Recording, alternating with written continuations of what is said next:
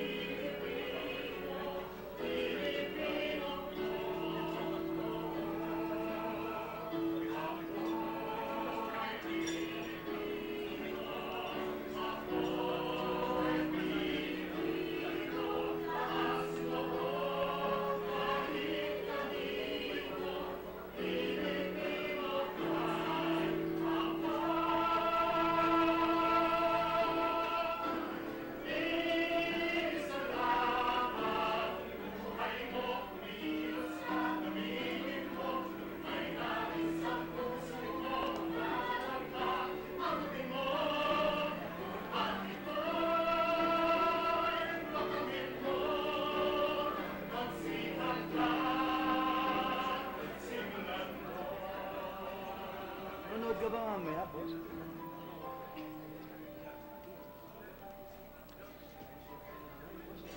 Matapos na.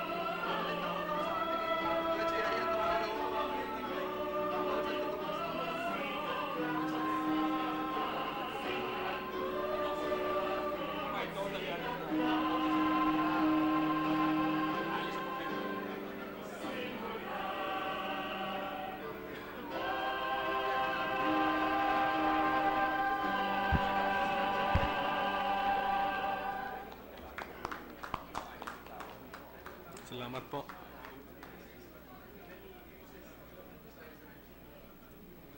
Secretary, please call the roll. The Honorable Senators Angara, Aquino, Thank you. Thank you. Binay, Thank you. Dilimad, Durlon, Thank you. Ejercito, Escudero, Gatchalian, Gordon, Honasan, Hontiveros, Lacson, Ligarda, Pacquiao, Pangilinan, Po Recto, Soto, Trillanes, Villanueva, Villar, Suveri, Senate President Pimentel. With 16 senators present, the chair declares the presence of a quorum. Majority Leader. Mr. President, I move that we dispense with the reading of the journal of the 66th session, Wednesday, March 7, 2018, and consider the same as approved. Is there any objection? Hearing none, the motion is approved. I'd like to acknowledge guests in the gallery, Mr. President.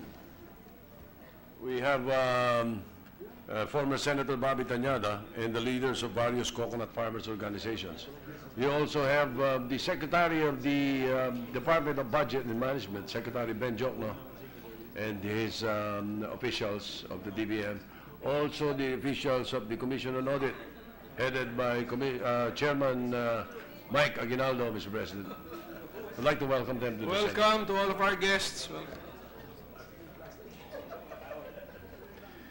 Mr. President, I move that we proceed with the reference of business. Is there any objection? Hearing none, motion is approved.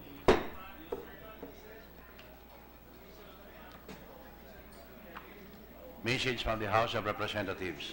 Letter from the House of Representatives informing the Senate that on 6 March 2018, it passed the following House bills in which it requests the concurrence of the Senate: 7179, an act granting Philippine citizenship to Mylene Ting. Referred to the Committee on Justice and Human Rights. Resolution number 676, entitled Resolution Expressing the Sense of the Senate, the deployment of overseas Tickets. Filipino. Secretary.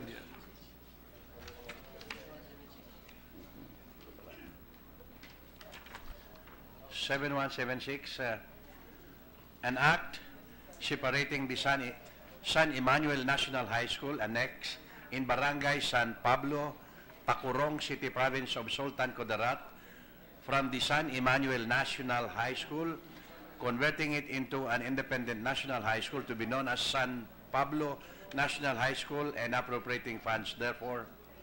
To the Committees on Education, Arts and Culture, and Finance. 7178, an act establishing a national high school in Barangay Tambo, Parañaque City to be known as Tambo National High School and appropriating funds, therefore. To the Committees on Education, Arts and Culture, and Finance. Bills on first reading. 1734, an act to further develop capability and establish expeditious transformation of the Department of National Defense and its bureaus, appropriating funds, therefore, and for other purposes, and Senator Lacson. To the Committees on National Defense and Security, Civil Service, Government Reorganization, and Professional Regulation, and Finance. 1735, an act reorganizing and strengthening the disaster risk reduction and management system of the Philippines, establishing for the purpose the Department of Disaster Resilience and Emergency Management, empowering the regional field offices, establishing coordinating mechanisms, strengthening community participation, appropriating funds, therefore, and for other purposes, Senator Grace Poe. To the Committees on National Defense and Security, Civil Service, Government Reorganization, and Professional Regulation, and Finance. Resolution.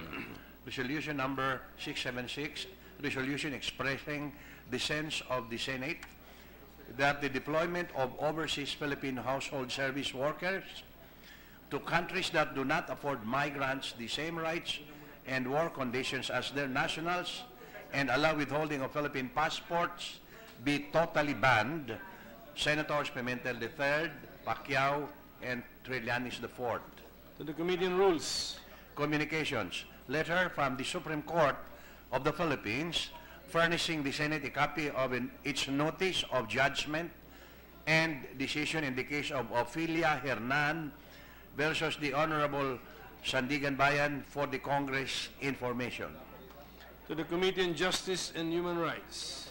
Letters from the Bangko Sentral ng Pilipinas transmitting to the Senate copies of the following certified and authenticated BSP issuances in compliance with Section 15A of Republic Act Number 7653, Memorandum Numbers M-2018-007, 008, 009, and 010 dated 22, 26, 27 February 2018, and circular letter numbers CL-2018-012, 013, 014, and 015 dated 2019 and 22 February 2018. To the Committee on Banks, Financial Institutions, and Currencies. Committee report. Committee report number 276, prepared and submitted by the Committee on Civil Service, Government Reorganization, and Professional Regulation on Senate Bill number 1733 with Senator Trillanes IV as author thereof, entitled An Act to Amend Certain Provisions of Republic Act number 7431, otherwise known as the Radiologic Technology Act of 1992, and for other purposes, recommending its approval in substitution of Senate Bill number 623, Senator Trillanes IV. To the calendar for ordinary business. Additional reference of business. Bills on first reading. 1736, an act increasing the bed capacity of the Baguio General Hospital and Medical Center from 500 to 800 beds and appropriating funds. Therefore, Senator Joseph Victor Ejercito. To the Committees on Health and Demography and Finance.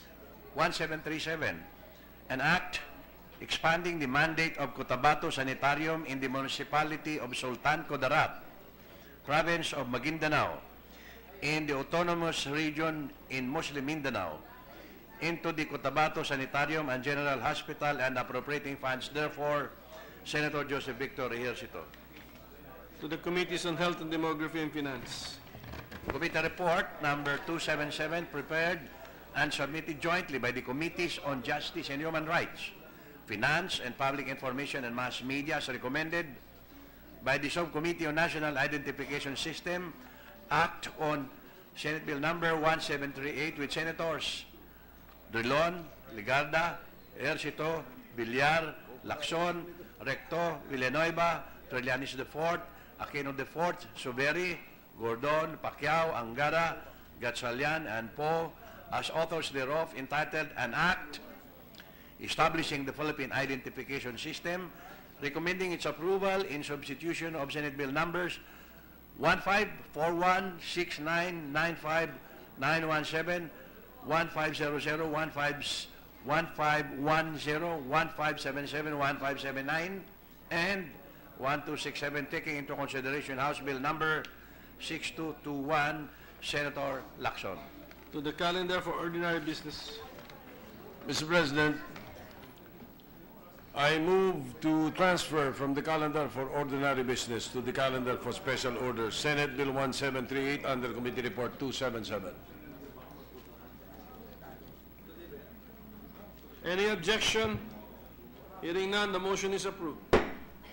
Mr. President, with the permission of the Chamber, particularly the principal author of the measure, I move to consider 1738 under Committee Report 277.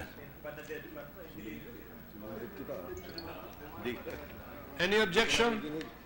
Hearing none, said measure is under consideration. May we ask Secretary to read the title of the measure? Secretary. An Act Establishing the Philippine Identification System. Mr. President, to sponsor the measure, may we ask that Senator Pampilo Lacson be recognized. Afterwards, Senator Angarda and Gatchalian will co-sponsor the measure. They will be submitting their co-sponsorship speeches. Okay. Are we ready now to Senator listen Lacson. to the sponsorship speech? Senator Lacson is recognized. Thank you, Mr. President. To reward, not to punish. To make life easy, not difficult. Mr. President, distinguished members of this august chamber, I have the honor to report on the Senate floor Senate Bill number 1738, entitled An Act Establishing the Philippine Identification System, as embodied in Committee Report number 277. Let me thank the Chairman of the Committee on Justice and Human Rights, the Honorable Senator Richard Gordon, for entrusting to this humble representation the task of presiding over the committee hearings and sponsoring the pending legislation on the Senate floor. A person born is given a name. A person registered is given an identity. With an identity, a person is accorded his or her rights as a citizen. This is the universal agenda of the World Bank in harnessing digital ID systems to provide good identity for all. In truth, Mr. President, identity has become a foundation in virtually all nations, even developing ones, for transforming governance, enhancing delivery of services, and implementing security and crime prevention measures. In Thailand, the national ID number helps the government achieve universal health coverage. In Pakistan, a national ID system using biometric technology ensures that women receive cash transfers directly, empowering them to decide how their money should be spent. In India, the unique ID number, known as Aadhaar, helps ensure that benefits and subsidies reach only the intended beneficiaries. Here at home, proposed measures for a national ID system are still languishing in our legislative mill. As long as this situation persists, we will continue to lag behind other nations. But it is not for the lack of trying. For more than 3 decades, the government has attempted to establish a national ID system, but the measure continues to face oppositions based on constitutional grounds, primarily on privacy concerns. 2 important cases come to mind. In the first case, Ople versus Torres, GR number 127685, dated July 23, 1998. A divided Supreme Court ruled unconstitutional Administrative Order 308, which sought to implement the National Computerized Identification Reference System. AO 308 was struck down for two reasons. One, the subject ID system was not appropriate to be covered by an administrative order amounting to usurpation of the power of Congress to legislate. And two, the order violates the right to privacy. In the second case, Kilusang Mayo 1 versus Director General of NEDA, GR number 167798, dated April 19, 2006, the Supreme Court upheld the validity of Executive Order 420, which adopts a unified multipurpose ID system for government agencies. The Supreme Court sustained its constitutionality as the order only applies to government agencies that issue IDs to perform their statutory functions, and the issuance was within the power of the President to promulgate. Further, the Supreme Court, ruling on the validity of EO 420, relaxed its pronouncement in Ople versus Torres when it ruled that the said case is not, and I quote, is not authority to hold that EO 420 violates the right to privacy, unquote. In the words of then Associate Justice Artemio V. Panganiban, in his concurring opinion in Ople versus Torres, and I quote, the voting is decisive only on the need for appropriate legislation, and it is only on this ground that the petition is granted by this court, unquote. Mr. President, during my first term in the Senate in 2001, one of the first bills that I authored and filed was Senate Bill number 1832, otherwise known as the National Reference Card System Act of 2001, which aimed to institute a single official identification for all citizens and foreign residents of the Philippines. Unfortunately, like many attempts in the past, my proposal failed to pass muster in the legislature. In the public hearings that we conducted, we discussed accounts of policy issues and problems in laying the groundwork for an ID system, granting merits to all the opinions of those who were for and against the measure. At this point, let me expound on three important matters: the arguments in support of the bill, the issues against it, and the salient features of the proposed Philippine ID system. Mr. President, identification protects every citizen's fundamental rights. Providing proof of identity benefits all, especially the marginalized, the displaced, and the poor. Isa na rito si Aling Richel Tikwan, isang katutubong ati mula sa Bukwang, Kalibo, Aklan. 39 na taong gulang na si Aling Richel, may isang anak at naglalako ng mga halamang gamot bilang kabuhayan. Tulad ng iba pang ati sa kanilang komunidad, hindi pa kailanman nagkaroon si Aling Richel ng lehitimong ID mula sa gobyerno. Ang tanging patunay lamang ng kanyang pagkakakilanlan ay ang kanyang birth certificate na kasamang palad ay kasamang nasalanta ng bagyo. Si Jean Benitez, 27 taon gulang, ay halos 5 buwan na nilakad ang kanyang employment requirements tulad ng barangay ID, postal ID, voter's ID, birth certificate at NBI clearance. Gayunman, kahit na kumpleto na niya ang mga ito, aabot pa rin daw ng 6 na buwan ang pagpapoproseso ng kanyang membership sa SSS dahil mayroong 2 accounts at SSS numbers ang nakarehistro na sa kanyang pangalan. Si Brian Gatchalian naman ay isang magsasaka mula sa Pangasinan. Sa loob ng 15 taon niyang pagsasaka, nakatali pa rin siya sa mga fly-by-night na pautangan. Naisin man niya mag-apply ng pautang sa bangko para dagdagan ng kapital na mas maliit na interes, hindi rin niya naisakatuparan dahil sa kawalan ng mga dokumento at valid IDs. Mr. President, by not instituting a robust national identification system, we deny Aling Richel, Jean, Brian, and the millions of other Filipinos they represent access to their rights. We deny them services from the government. We deny them the opportunity to realize their full potential. we deny them their rightful share in progress. What we allow are multiple identification systems in government which create unnecessary and costly redundancies, resulting in the exclusion of those who do not have the means and capacity to access the IDs. Likewise, we make it inconvenient for individuals to transact with government agencies and private sector entities. At present, what we have is the Unified Multipurpose ID or UMID, which is issued to the members of the Social Security System, Government Service Insurance System, Philippine Health Insurance Corporation, and the Home Development Mutual Fund or Pag-ibig Fund. However, while it provides a good chance at harmonizing our government ID systems, UMID only covers less than 20% of the population since the start of its enrollment process in 2010. Several government-issued ID numbers are also in use, resulting in duplication of efforts, wastage of resources, and uncoordinated identity approaches. In fact, a perusal of the list of valid IDs in the Philippines enumerates 33, I repeat, 33 different forms of identification issued by various government agencies. Mr. President, sabi nga ng kagalang-galang na Minority Leader, isa sa mga may akda ng panukalang ito, Senator Franklin Drilon, nagsisilbi lamang pampakapal ng wallet at bulsa ng mga Pilipino ang mga IDs mula sa gobyerno.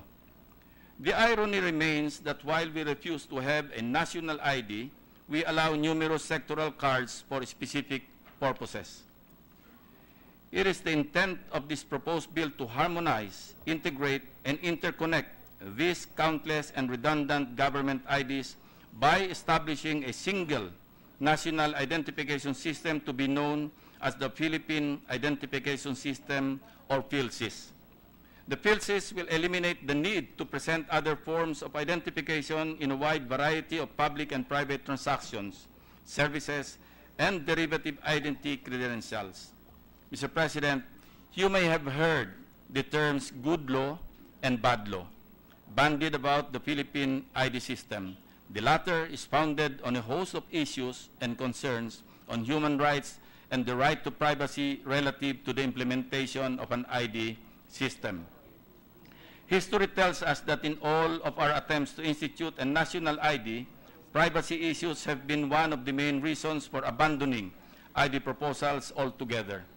In fact, in his ponencia on in Ople versus Torres, July 23, 1998, then Justice Reynato Puno contended that the national ID system, and I quote, will put our people's right to privacy in clear and present danger. And the vast reservoir of personal information collected in the ID constitutes a covert invitation to misuse, a temptation that may be just too great for some of our authorities to resist, unquote. Mr. President, unlike policies in the past, which were bereft of security safeguards, and in consideration of the numerous pronouncements made by the Supreme Court in protecting the right to privacy, this committee makes certain that the proposed bill will plug the loopholes and provide better safeguards. Now, the Philippine ID system. Mr. President, the proposed bill will establish a foundational ID system to be known as the Philippine Identification System or PhilSys with three key components: the PhilSys number or PSN, the PhilID, and the PhilSys registry. Unlike other ID systems linked to specific services, we are instituting a foundational ID, which will serve as a legal proof of identity for multiple purposes. Mr. President, with a foundational ID, we are not limiting the use of the system to specific services, but instead opening up possibilities for more functions without the need for limitless data. The bill will allow every Filipino and resident alien of the country to be identified with the use of a PhilSys number or PSN, a randomly generated, unique, and permanent identification number which shall be the standard number assigned to each individual to be incorporated in all identification systems of government agencies. Likewise, there shall be a PhilID, a non-transferable card containing on its face the PSN, full name, facial image, date of birth, address, and some fingerprints of the individual in whose favor it was issued. Generally speaking, Mr. President, the PLC's number and the authentication process are the most fundamental components of our system. To some extent, this is comparative to the Social Security number of the United States of America, which serves as its de facto national identification number, and the Aadhaar, the official national ID of India that can be used for authentication purposes even in the absence of physical IDs. In order to ease the burden of our people, our bill enumerates various government agencies as registration centers, while at the same time requires that special arrangements be made for minors, senior citizens, persons with disabilities, and persons in institutional households. Filipino citizens residing abroad shall register in Philippine embassies or foreign service posts.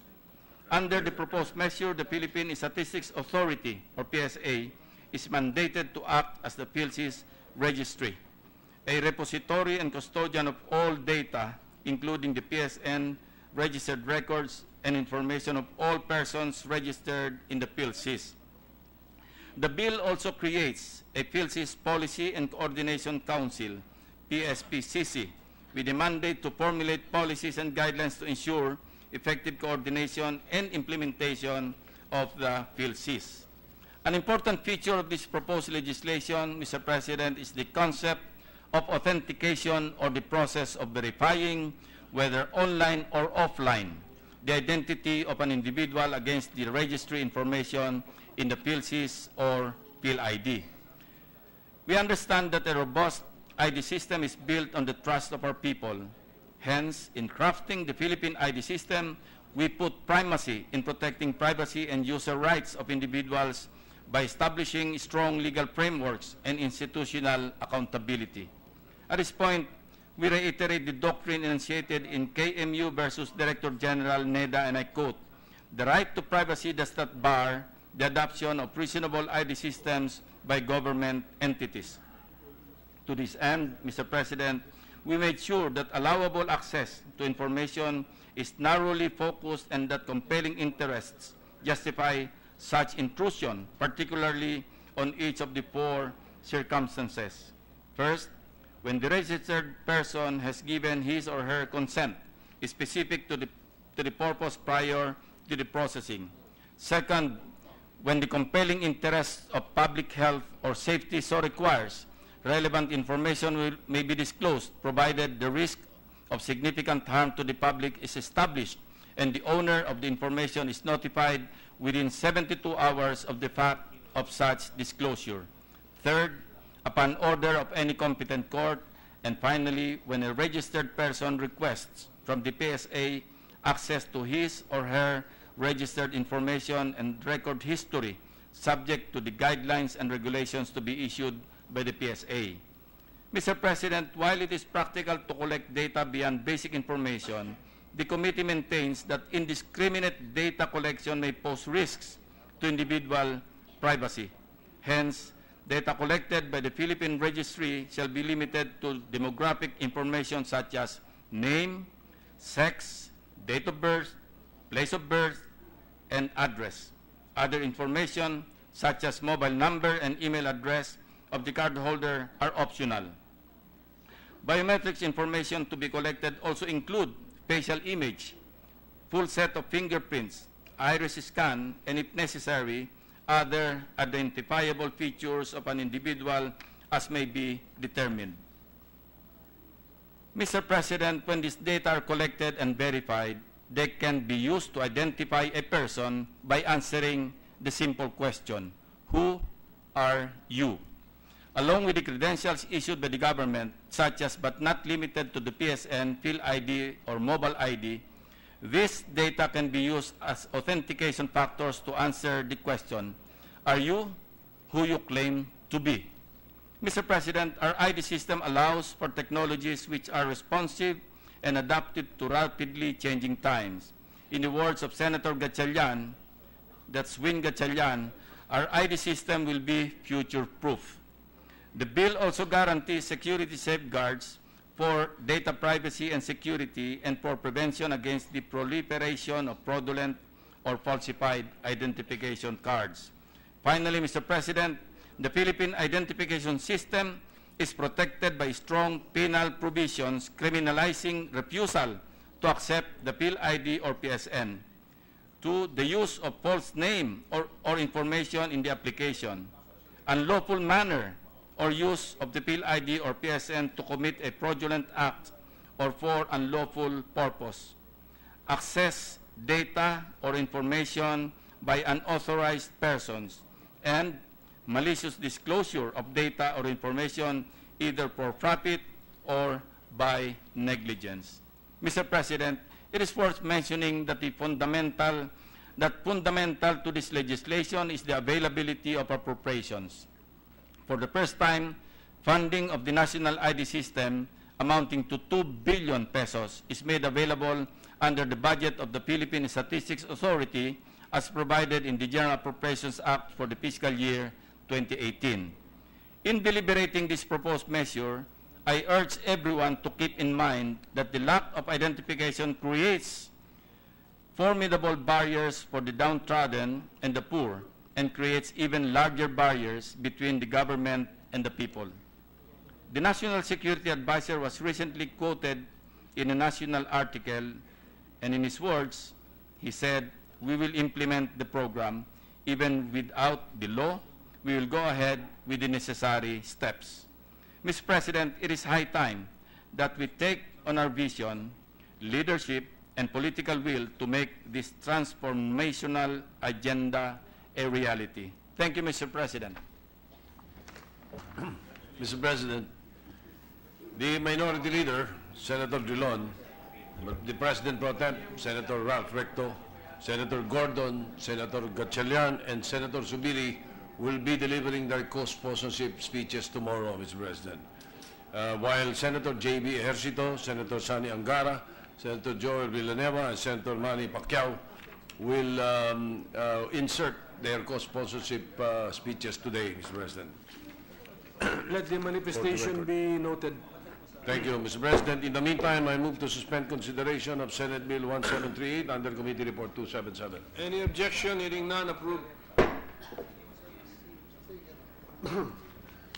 Mr. President, I move for the consideration for third reading of Senate Bill 1698 under Committee Report 242. Any objection? Hearing none, approved. May we request the Secretary to read the title of the measure? An act strengthening the employment rights of members of the Citizen Armed Forces or the Reserve Force of the Armed Forces of the Philippines and for other purposes. Mr. President, printed copies of the measure were distributed last March 8, 2018, thereby complying with the 3-day rule. I therefore move to vote on third and final reading, Senate Bill 1698, through a roll call vote. Any objection? Hearing none, approved. The Honorable Senators Angara, Aquino, Binay, De Lima, Drilon,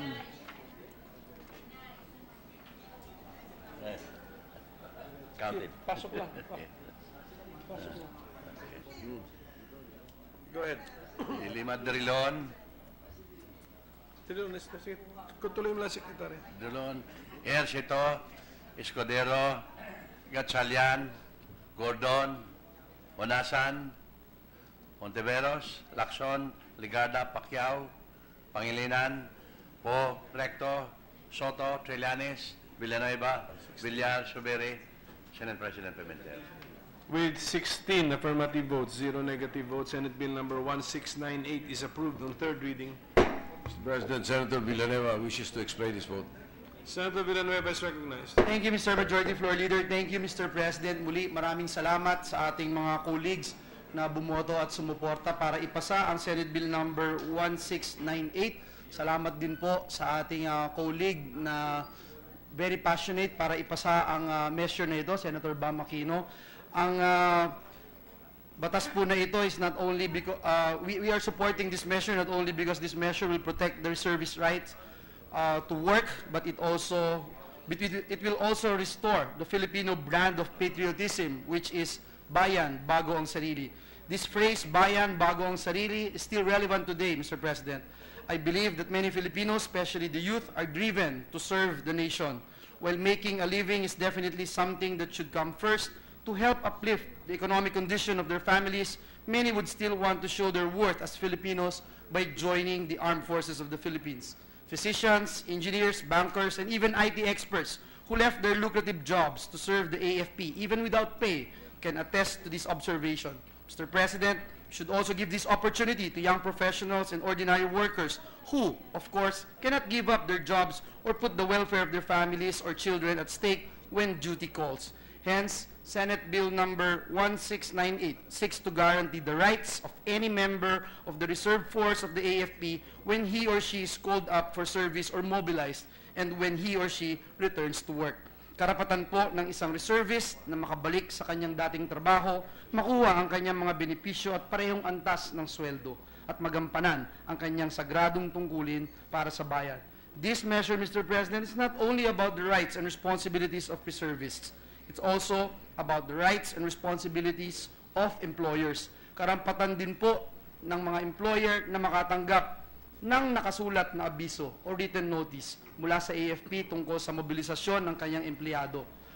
Makakuha ng kahalili o substitute habang nasa mobilisasyon, training o military duty leave ang kanyang empleyadong reservist at mabigyan ng sapat na impormasyon tungkol sa muling pagbabalik nito sa trabaho. Mr. President, this bill will also change the way our people view our soldiers or reservists because it will elevate the issue to the level of our business or public organizations.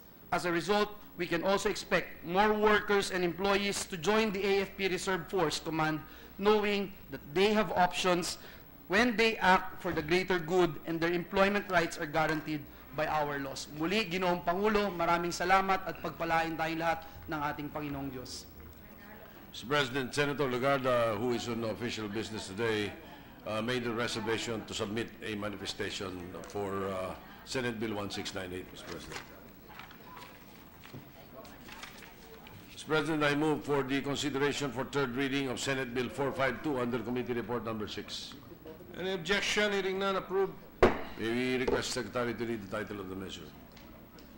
An act regulating the practice of criminology profession in the Philippines and appropriating funds therefore, repealing for the purpose Republic Act number 6506, otherwise known as an act creating the Board of Examiners for Criminologists in the Philippines. Mr. President, printed copies of the measure were distributed last March 8, 2018, thereby complying with the 3-day rule. I therefore move to vote on third and final reading, Senate Bill 452, through a roll call vote. Is there any objection? Hearing none, approved. The Honorable Senators Angara, Aquino, Binay, De Lima, De Rilon, Ejercito Escudero, Gatchalian, Gordon, Honasan, Honteveros, Lacson, Ligada, Pacquiao, Pangilinan po, Recto, Soto, Trillanes, Villanueva, Villar, Soberi, Senate President Pimentel.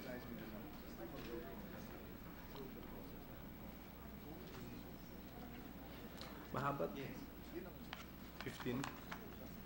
With 15 affirmative votes, 0 negative votes, Senate Bill number 452 is approved on third reading. Mr. President, I move to consider for third reading the following House Bills. 14, all pertaining to the renaming and naming of roads in various parts of the country to be voted individually, of course, Mr. President. House Bills 5002, 5123, 1425, 5356, 2656, 833, 4782, 2708, 5643, 5001, 2785, 4946, 4660, and 4947. Any objection? Hearing none, approved. May we request the Secretary to read the short title of the measures? House Bill number 5002, an act renaming the Molino Salawag Paliparan Road in the province of Cavite as Bacoor, Dasmariñas National Road. House Bill number 5123, an act renaming the Molino Boulevard in the city of Bacoor Province of Cavite as Bacoor Boulevard. House Bill number 1425, an act renaming the Acop, Tublay, Kapangan, Kibungan, Bacon, Sinipsip, Bugias Secondary National Road in the province of Benguet to Governor Bado Dangwa National Road.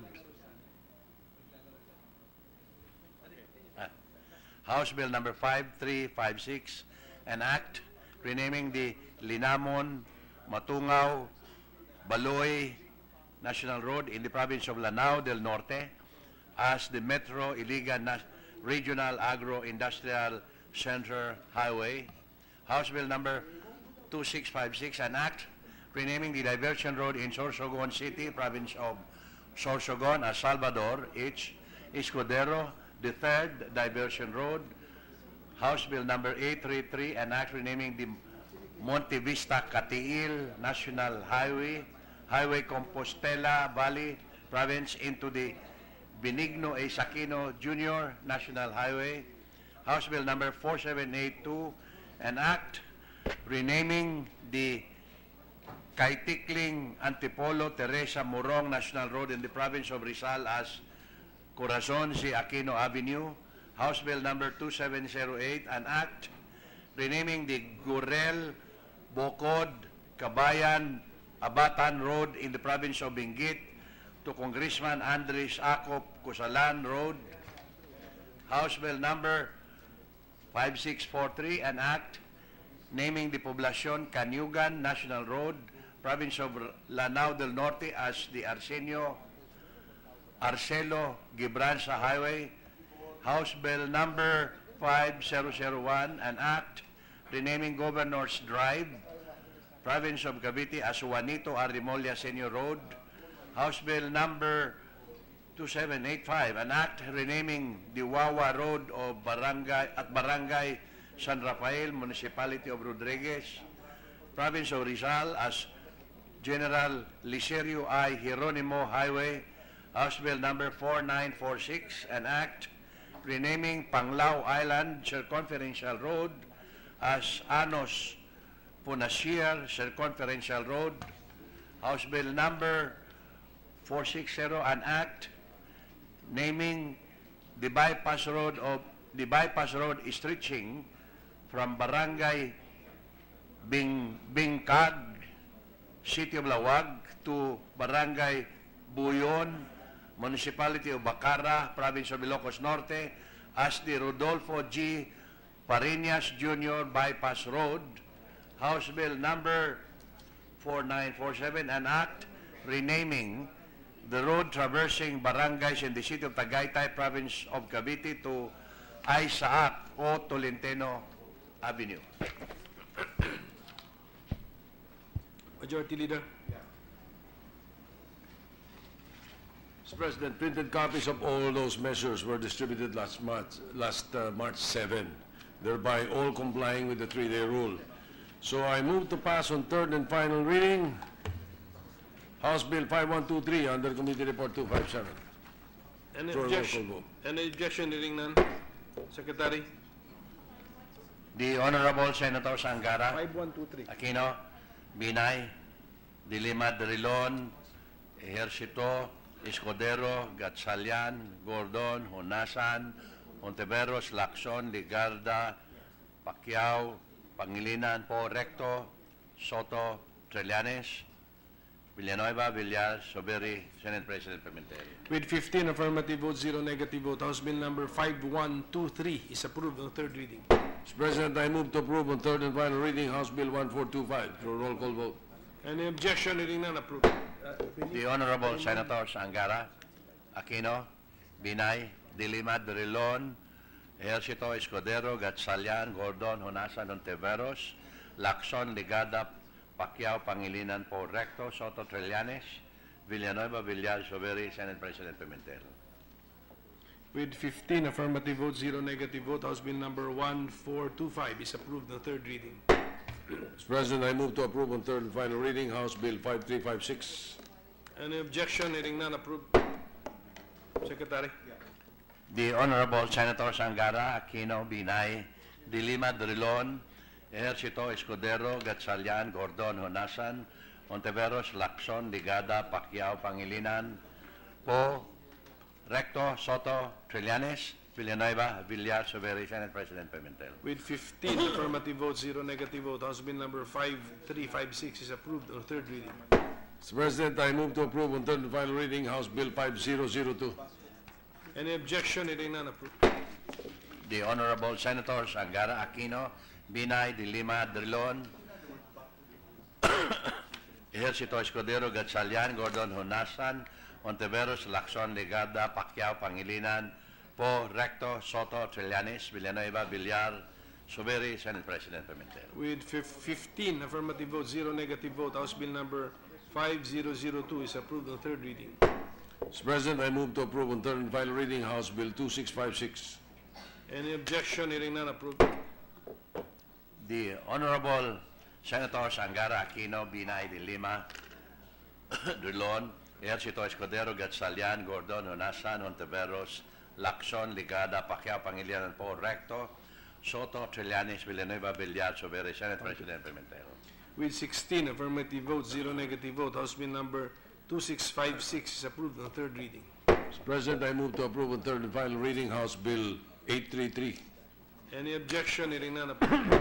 The Honorable Senators Angara, Aquino, Binay, De Lima, Drilon, Ejercito Escudero, Gatchalian, Gordon, Honasan, Ontiveros, Lacson, Ligada, Pacquiao, Pangilinan, Po, Recto, Soto, Trillanes, Villanueva, Villar, Soberi, Senate President Pimentel. With 16 affirmative votes, 0 negative vote, House Bill number 833 is approved on third reading. Mr. President, I move to approve on third and final reading House Bill 4782. Any objection? Hearing none, approved. The Honorable Senators Angara, Aquino, Binay, De Lima, Drilon, Ejercito, Escudero, Gatchalian, Gordon, Honasan, Ontiveros, Lacson, Ligada, Pacquiao, Pangilinan, Po, Recto, Soto, Trillanes, Villanueva, Villar, Soberi, Senate President Pimentel. With 16 affirmative votes, 0 negative vote, House Bill number 4782 is approved on third reading. Mr. President, I move to approve on third and final reading House Bill 2708. Any objection? Hearing none, approved. The Honorable Senators Angara, Aquino, Binay, De Lima, Drilon, Ejercito, Escudero, Gatchalian, Gordon, Honasan, Ontiveros, Lacson, Ligada, Pacquiao, Pangilinan, Po, Recto, Soto, Trillanes, Villanueva, Villar, Soberi, Senate President Pimentel. With 16 affirmative votes, 0 negative vote, House Bill number 2708 is approved on third reading. Move to approve on third and final reading House Bill 5643. Any objection? Hearing none, approved. The Honorable Senators Angara, Aquino, Binay, De Lima, Drilon, Ejercito, Escudero, Gatchalian, Gordon, Honasan, Ontiveros, Lacson, Ligada, Pacquiao, Pangilinan, Po, Recto, Soto, Trillanes, Villanueva, Villar, Soberi, Senate President Pimentel. With 16 affirmative votes, 0 negative vote, House Bill number 5643 is approved on third reading. Mr. President, I move to approve on third and final reading House Bill 5001. Any objection? Hearing none, approved. The Honorable Senators Angara, Aquino, Binay, De Lima, Drilon, Ejercito, Escudero, Gatchalian, Gordon, Honasan, Ontiveros, Lacson, Ligada, Pacquiao, Pangilinan, Po, Recto, Soto, Trillanes, Villanueva, Villar, Soberi, Senate President Pimentel.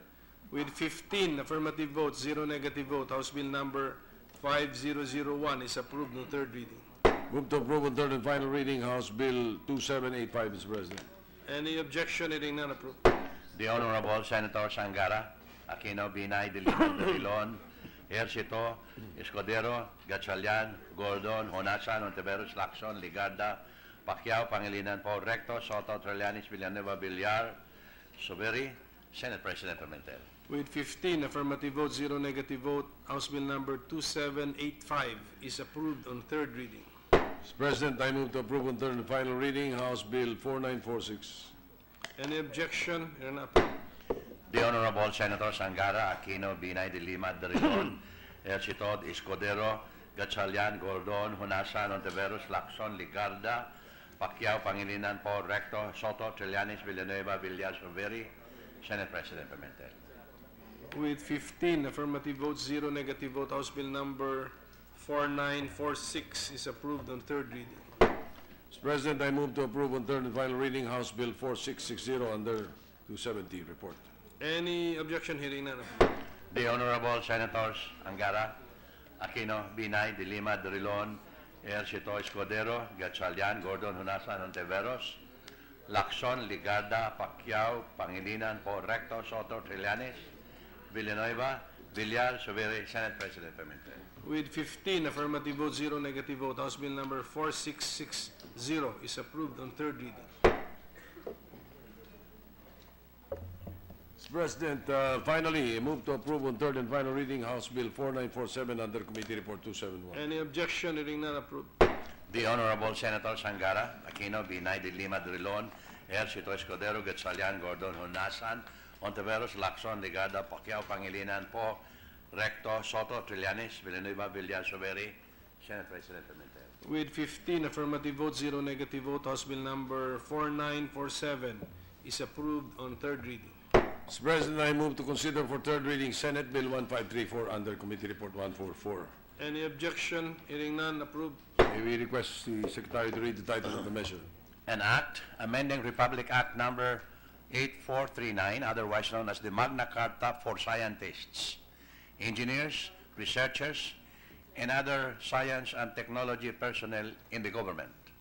Mr. President, printed copies of the measure were distributed last March 8, 2018, thereby complying with the 3-day rule.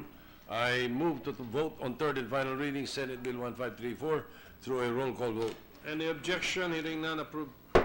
The Honorable Senators Angara, Aquino, Binay, De Lima, Drilon, Ejercito Escudero, Gatchalian, Gordon, Hunasan, Ontiveros, Lacson, Ligarda, Pacquiao, Pangilinan, Po, Recto, Soto, Trillanes, Villanueva, Villar, Soberi, Senate President Pimentel. With 15 affirmative votes, 0 negative vote, Senate Bill number 1534 is approved on third reading. Mr. President, we are in receipt of the copy of the Bicameral Conference Committee report on the disagreeing provisions of Senate Bill 1662 and House Bill 6573. This is an act prohibiting hazing and regulating other forms of initiation rights of fraternities, sororities, and other organizations, and providing penalties for violations thereof. Amending for the purpose Republic Act number 8049, entitled An Act Regulating Hazing and Other Forms of Initiation Rights in Fraternities, Sororities, and Organizations, and providing penalties therefore. So with the permission of the Chamber, Mr. President, I move to recognize the chair of the Senate panel, Senator Pampilo Lacson, to give us the highlights of the BICAM report. Senator Lacson is recognized. Thank you, Mr. President. This is a 17-page document. May I respectfully move that the joint explanation of the Conference Committee on the disagreeing provisions of Senate Bill number 1662 and House Bill number 6573 be inserted into the records, Mr. President. If there is no objection, let it be so inserted.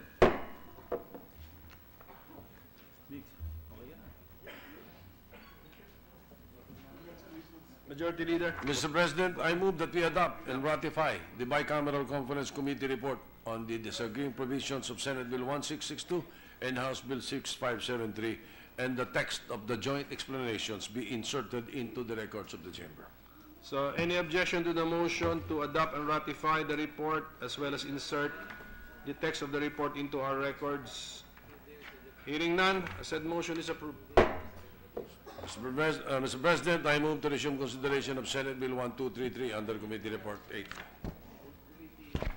Any objection? Hearing none, approved. This is the measure on the Coconut Farmers and Industry Development Act, Mr. President. The parliamentary status of the measure is we're still in the period of individual amendments. So I move to resume the individual amendments period, Mr. President. Any objection? Hearing none, we're still in the period for individual amendments. I move to recognize the sponsor, Senator Francis Pangilinan, and to continue with the individual amendments, Senator Ralph Recto, the President Pro Tem. The sponsor, Senator Pangilinan, and the proposed amendments, Senator Recto, are recognized. Yes, Mr. President, at this juncture, may I make a brief manifestation? Go ahead. Go ahead. Thank you, Mr. President. Mr. President, the last time I stood here, I exhorted us to use, so to speak, our coconuts to drop the perpetual approach in rehabilitating the coconut industry and opt for a faster reconstruction timetable with a fixed deadline. I said that if an industry is in crisis, efforts to revive it must be quick and massive. If the patient is in ICU, then the treatment must be immediate and in adequate dosage so that the recovery will be fast. Naghihingalo na ang industriya, mamamatay na sa uhaw, and we're giving him 1 tablespoon of water at a time to quench his thirst. Let me reiterate what I said. Why should we prescribe a drip in funds? Magkano ba? 2 to 2.5 billion pesos a year in interest income on an industry which clearly needs much, much more. And let me remind you, Mr. President, that it is in the Senate's proud DNA to bring relief in a faster pace to people in need. When World War II devastated our land, when Pinatubo erupted, our forebears did not authorize a perpetual healing of wounds. They did not comfort our people with this assurance. Help is on the way. It will arrive by installment in 50 years or more. Gusto ba natin ang reconstruction ng Marawi ay perpetual? Gusto ba natin na ang pagbangon sa mga nasalanta na Yolanda ay open-ended at walang katapusan? Ang pagmamahal sa mga magnyonyog dapat walang hangganan. Pero ang pagbangon ng kanilang industriya dapat may deadline. So that is my first point on a do-not-delay type of assistance, not the one done in slow-mo. My second point is to invest the principal and the proceeds in government securities. I agree with the good chairman, Senator Cynthia Villar, on adopting a conservative approach in investment. Mandating that it be plunked in government-issued instruments would rid fund managers of the temptation of investing it in some fancy but high-risk derivatives. It prevents a fund manager from tempting the odds by placing it in some questionable products. My third point takes off from the aforesaid principle, and allow me to provide the context of why I am batting for a simpler management of the trust fund. I am proud to say that the Senate embraces the idea of a small but smart government. And in recent months, we have passed bills that cut red tape and remove the useless and redundant layers of the bureaucracy. We have voted unanimously to abolish the road board, as it is a useless appendage. In the train law, we have shrunk the number of forms, including the tax return, shortened the list of requirements, sped up the process, and slashed the number of times a taxpayer will transact with the BIR. Last week, we approved again unanimously a stronger anti-red tape act that removes, and let me stress this, a number of bureaucratic checkpoints an application for permits and licenses must go through. We have done so, Mr. President, because we believe that allowing more agencies to regulate and more people to adjudicate reduce not only the velocity of documents being processed, but also their volume. Thus, any proposal to wrap a program in a layer of oversight is counterintuitive. It is a great leap backward to the age of big government. When it comes to implementation, the rule that more hands on board are better does not work, and is in fact a prescription for lethargy. It is always the quality of supervisors and not their quantity that does the trick. In the case at hand, the bill already mandates that monies will be invested solely and exclusively in government securities. If such is the case, then what is the use of creating a very broad trust committee? When the mandate of such has already been restricted, isa na nga lang po. I will be the first, however, to concede that we will need a much bigger group of trustees if the menu of investable options is big, so that in deciding where to put the money, the collective wisdom of many minds will help in picking the best option. Pero sa ngayon, isa na nga lang, government security. So ano pa ang investment picks na gagawin ng isang committee? When it comes to where and when to spend the principal and the proceeds of the trust, this will be specified in a master plan that will be drafted with the meaningful participation of coconut farmers. In short, the spending will be pursuant to a detailed menu. Kung wala sa catalog of projects and programs, hindi pwedeng gastusin. Maganda nga at bagay ang terminong ginamit, a roadmap, made by the farmers, of the farmers, for the farmers. Parang ways na susundan na lang. Kung meron ng mapa, bakit mo pa kailangan na 100 ng driver na magsasabing dito ka kumaliwa at doon ka naman kumanan? The spending roadmap is already preordained. It is already inputted. If you have a master document, you don't need a multitude of navigators. Ang sunod na tanong, etsapuera na ba ang magsasaka? Hindi po. On the contrary, palalakasin natin ang bilang nila sa ahensya na pinaka-importante, ang PCA. And this is my fourth point. Ang PCA ang siyang pwedeng tumayong guardian of funds. In addition to its many functions, ito ang suggestion ko. Dagdagan natin ang bilang ng mga magsasaka sa PCA, gawin nating supermajority. From the present 5, gawin natin 6. 2 from Luzon, 2 from Visayas, 2 from Mindanao. Para doon sa naniniwala sa Noah's Ark of legislation. Gawin natin majority ang farmers doon.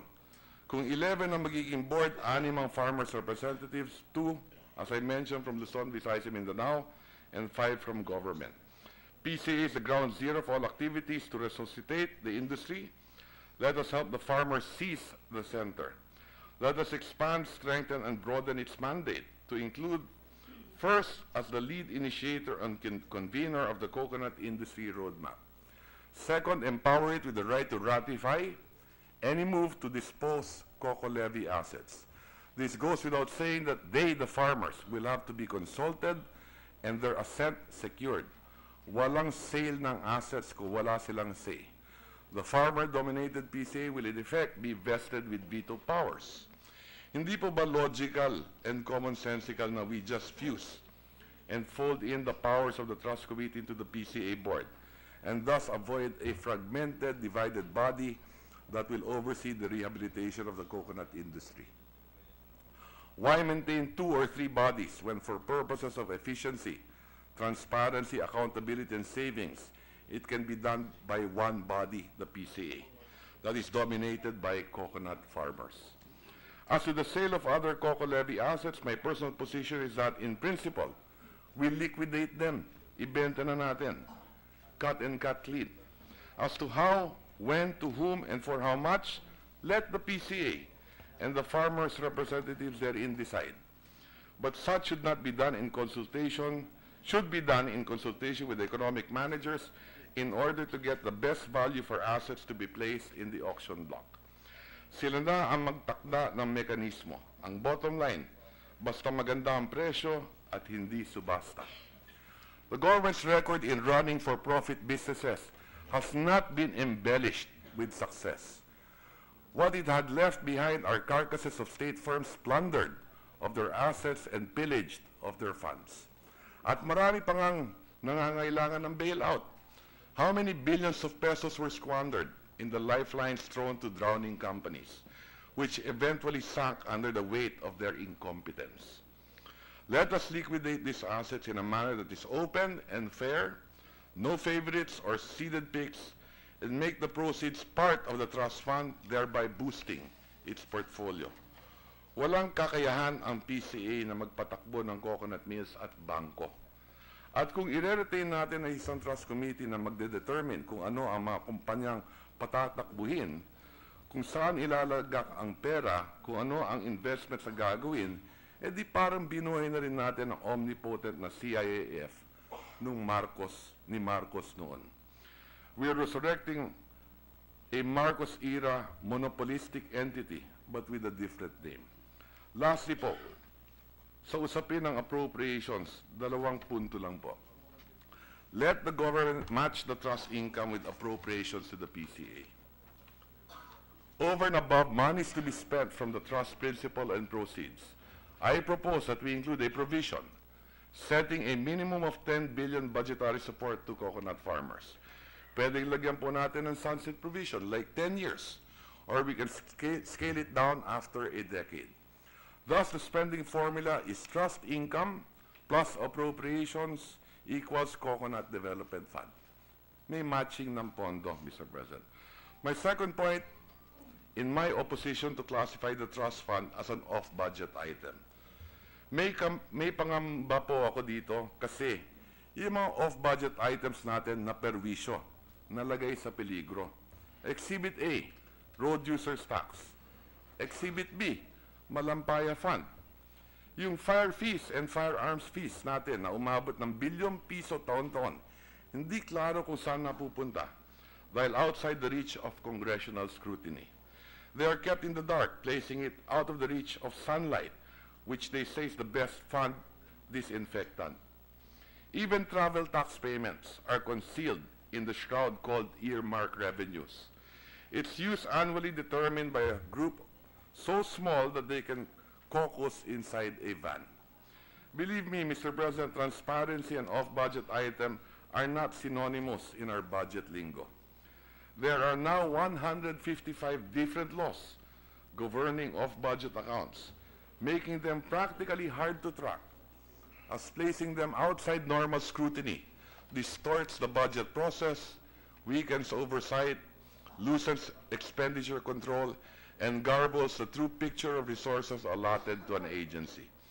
In its isolated state, an off-budget account can even promote rent-seeking practices wherein trust control is weak or firewalled from oversight.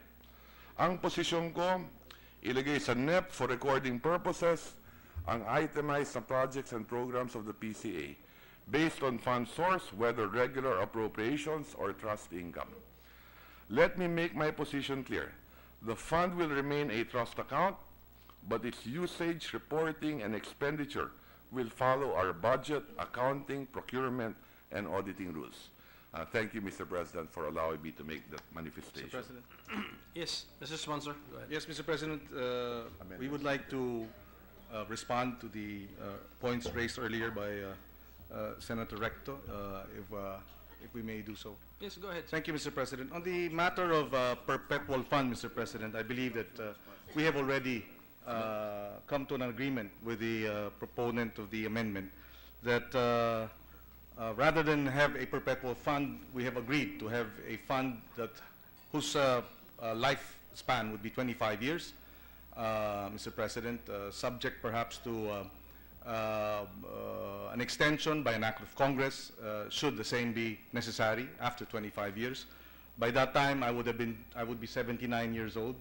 I would also be 79, Mr. And President. therefore, So 25 years is one generation. And therefore, 25 years would be an acceptable, actually, acceptable time frame rather than, as earlier expressed, a perpetual fund. Mr. President, on the matter of small government versus big government, Mr. President, based on the proposal that we have a trust fund committee, it is a trust fund committee involving 11 persons, Mr. President. But during the discussions and informal caucuses and meetings with the good proponent, we are in fact agreeable to making that 11-man trust fund committee reduced to 5, Mr. President. And therefore, in this respect, the matter of being able to address the issue of a larger bureaucracy or a big bureaucracy, we hope, would be addressed or significantly by that proposal. On the matter of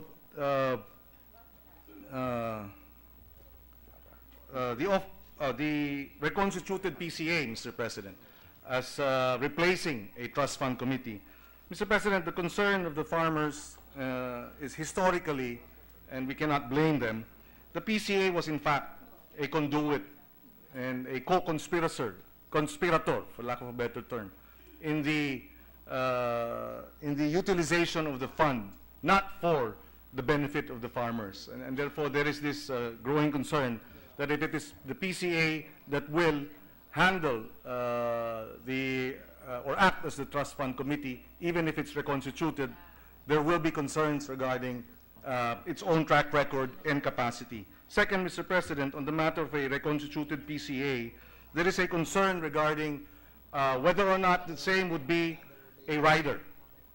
We are creating a trust fund committee or a trust fund, and at the same time, we are reconstituting the Philippine Coconut Authority Board. This, Mr. President, is a concern by our some of our legal minds that it may be questioned in terms of the requirement that every law must only have one subject. Mr. President, with respect to the matter of appropriations and off-budget, that the fund be considered off-budget. Mr. President, the good sponsor raised the comparison between a trust fund committee of the Coco Levy Fund and the Road Users Board, as well as the Malampaya Fund. Mr. President, the major difference is that the majority of the members of these boards or this are actually government representatives. This is not the case with the Trust Fund Committee. We would like to have majority representation of the farmers' representatives and not government, precisely because the Coco Levy Fund is a special fund, and the Supreme Court has precisely ruled that it must be used solely for the benefit of the coconut farmers and the development of the coconut industry. And thus, there has to be greater representation of farmers' representatives and their organizations. Mr. President, the other concern about it being an item that should be placed in the net. Here you will have, Mr. President, the possible situation wherein a development plan for the development of the coconut industry, together with the budgetary support for it, is approved by the PCA as reconstituted.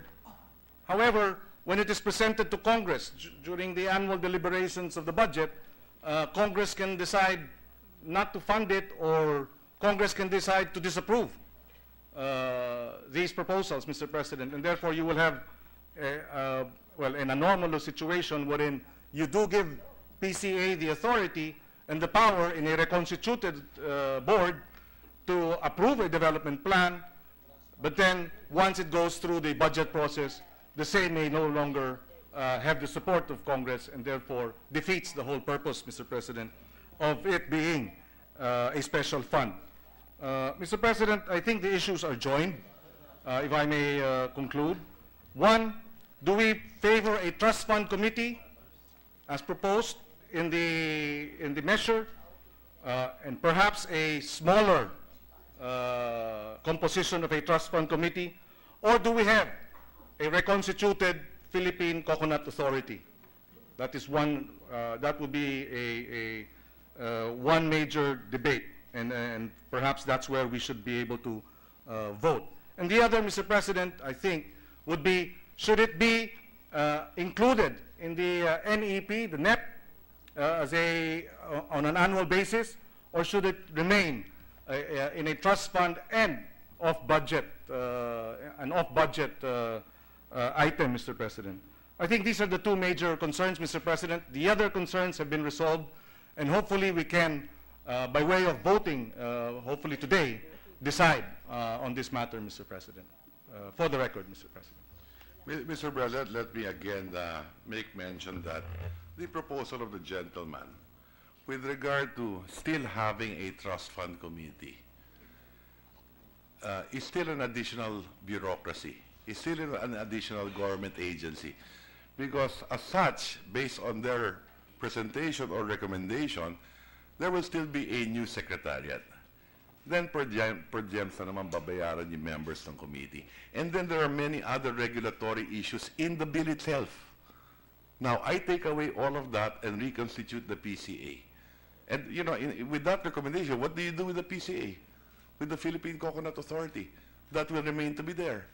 Now, my understanding is that the reason why you have a Philippine Coconut Authority is to take concern over the coconut industry. That's precisely why you have this government agency. So why create another bureaucracy? So dalawa na ngayon, yung magiging responsable para sa coconut industry. And then you have two funds, the general fund and the trust fund. Now why can't you have just one body, one government agency existing, reconstitute the same, give it additional mandate, like for the Coco Levy, isang ahensya na lang, one agency responsible for the coconut industry, the chairman of which, under our proposal, should be the Secretary of Agriculture. And why is that so, Mr. President? Because who is the constituency of the Agriculture Department, the Secretary? The biggest constituency is the coconut farmer. They're the most in number, 3 to 3.5 million. Ang rice farmer nga, 2 to 2.5 billion lang eh.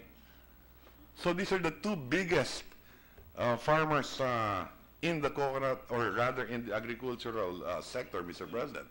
And that's why I'm saying that we're better off with the PCA, an expanded PCA, that would have 6 members from the farmers' organization and 5 government representatives, the chairman of which will be the DA secretary, the Department of Finance, the Department of Budget and Management, the PCA administrator who will sit in the board under our proposal, and 1 secretary that the president will appoint.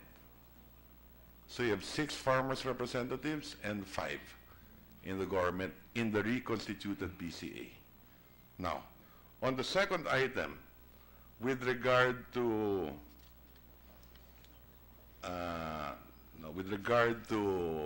being a rider, that is farthest from the truth, Mr. President. In fact, we can adopt the title, an act creating the Coconut Farmers and Industry Trust Fund, providing for its management and utilization, reconstituting for the purpose the Philippine Coconut Authority, and for other purposes. Now, if you were to read Section 2, Declaration of Policy, it is hereby declared the policy of the state to consolidate the benefits due to coconut farmers, especially the poor and marginalized, under various statutes,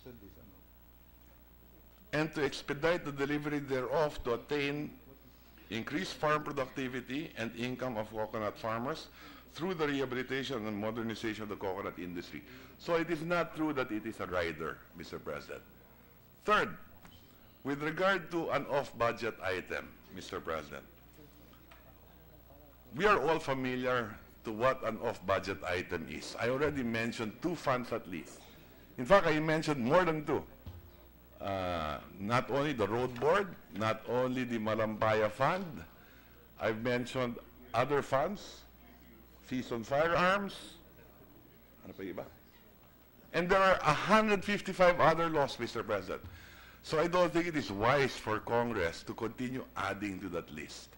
It is not good budget practice, Mr. President. In fact, the DBM frowns on this practice of creating too many earmarks and too many off-budget funds, Mr. President. Now, with regard to Congress possibly amending, for as long as Congress follows the general guidelines, ang detalye lang naman ang pinag-uusapan dito pagdating sa probinsya or in a legislative district There could possibly be few amendments. But generally, yung pa rin nakalista in the bill kung saan paggagastusan Generally speaking, Mr. President, yun ang nakalagay na rin dito sa batas na ginagawa natin ngayon. No? What was the other item? That's it. No? So those are the 3 points, Mr. President. Now, allow me to proceed to move on the amendments, Mr. President. Yes, Mr. President, Okay. we would like to hear the proposed No, amendments. as far as I can remember, Yes. before we allowed the parties to discuss exhaustively their ideas, the pending amendment was for the deletion of paragraph H. H and I. Yes, but we will have to process it Yeah, one by one, separately. So, Okay. as far as the chair is concerned, he was about to process the amendment, the proposed amendment to delete paragraph H of section, what section is this? On Section page 3. Section 3, yes, found on page 3 of the amended copy as of February 26, 2018. That's the status as far as I can recall. That's correct. So the proposed amendment has been stated. It is deletion of paragraph H, and we, because of the implication Correct. of the said amendment, we allowed the parties to thoroughly discuss. That is correct. So we are now ready now to return to the... That is correct. Okay, so So now, necessarily, if the sponsor will not agree to delete paragraph H, we will have to vote on the principle of whether or not we continue with a trust committee, or do we agree to reconstitute the PCA, which the amendment will, at a future time later on, will include the amendments to the bill reconstituting the PCA. that's the reason why we allowed the exhaustive discussion, because if the proposed amendment wins, then there will be a series of other amendments which will now pursue the PCA, That is expansion of the PCA, the constitution of the PCA. That is correct. Okay, that's correct. If the proposed amendment loses, then we will have to stick with the idea of a committee with a possible reduction in the number. That is correct. According to the proponent. So, Yes. so Majority Leader, how should we proceed now? If we are ready? We are Yes, Mr. President, may I have a 1-minute suspension. But before you do that, may I just ask the sponsor of the amendment, Senator Recto, in his proposal, what would be the PCA composition? Yes. The PCA composition will now, today the PCA composition has 7 members. Okay, 2 government representatives and 5 from the coconut industry, but not necessarily farmers. Now, in our amendment, we want the PCA to have 11 members, 6 farmers, 2 from Luzon, 2 from Visayas, 2 from Mindanao, 5 government, chairman of which will be the DA secretary. Then members will be the finance secretary, vice chair, the DBM secretary, the PCA administrator, and 1 secretary to be appointed by the president. Because today you have the CABSEC who oversees the PCA. So we're leaving it to the president to appoint pa rin if he wants the CABSEC to be a member of the PCA board. But of the 11, 6 will be farmers. Will be farmers representatives, 2 from Luzon, 2 from Visayas, 2 from Mindanao. May we know who, in your And proposal? walang dagdag gastos ang gobyerno dito. Walang additional manpower, walang additional secretariat, walang additional per gym, so on and so forth. Unlike, and then walang additional regulations. Because under the committee report, if you take a look at the section creating the trust committee, it has essentially almost the same number of members, but separate and distinct from the PCA. So mangyayari, 2 government agency. And in this trust committee, may bagong secretariat, may bagong empleyado ang gobyerno, may bagong paggagastusan ng gobyerno, and then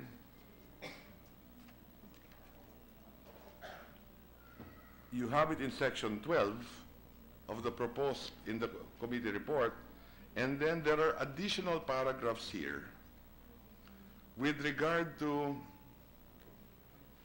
operational expenses of the committee, with regard to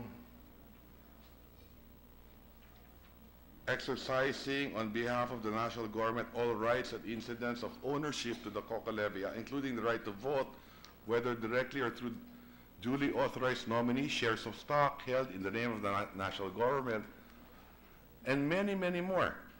Rules, for example, Mr. President, too many rules insofar as how the Coca levy should be spent insofar as first year, ito lang ang pwedeng gastusin, succeeding year, so on and so forth. And So, those proposals... masyadong maraming regulation. In other words, what are you're saying, Mr. President, is that those proposals can be acted on by the PCA new composition that you want to propose if your amendment That is prevails. correct. Na walang dagdag gastos sa gobyerno. All right. Who will appoint the 6 farmers, Mr. President? The How are they President. nominated? The president will No, appoint who will them. nominate? The President will appoint, but who will We nominate? can have a section here similar to what the committee report has insofar as a nominating process. Yes. 6 representatives from the coconut farmers divided into 2 representatives each for the island groupings of Luzon, Visayas, and Mindanao as members, provided that the 6 representatives from the coconut farmers sector must be Filipino citizens, registered with the Coconut Farmers Registry, have considerable experience and reputable track record in promoting coconut farmers' interests, and welfare and nominated by coconut farmers organizations or cooperatives that are active for the past 3 years in farmer organizations and development or community enterprise development. They shall be appointed by the President from a list of 4 nominees for each island grouping as submitted by the PCA. So the President will be confined to only four names Per island grouping. per island grouping. Yes. And all 4 names will come from the farmer organizations. That is correct, Mr. President. All right, thank you. Mr. President, maybe now, maybe have a 1-minute suspension, Mr. President, so that we can... But sponsor, yes. Just before the suspension, Mr. President, based on the earlier manifestation of the Senate President, we can proceed with a vote whether or not to accept the amendment to the committee, that the committee be deleted, Mr. President. So we hope that our colleagues can, Yes. can Because join us. because the sponsor has expressed his position that he will not accept. That is correct, Right? So Mr. we are now at that stage, Majority Leader. Yes, Mr. President, and we wanted it clarified so that Yes. in cases. So we have a 1-minute suspension, Mr. President, and call on our colleagues. Yes, session is suspended. Ano sila?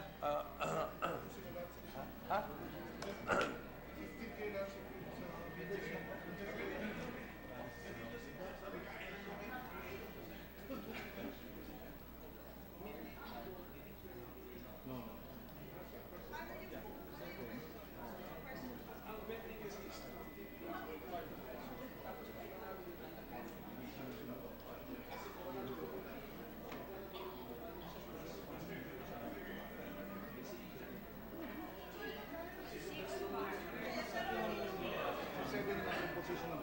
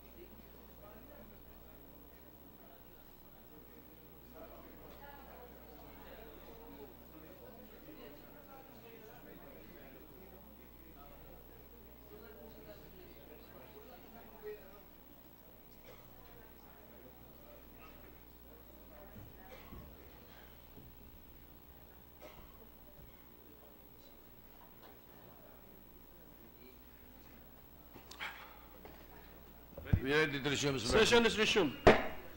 The parliamentary status of the measure, Mr. President, in the period of individual amendments.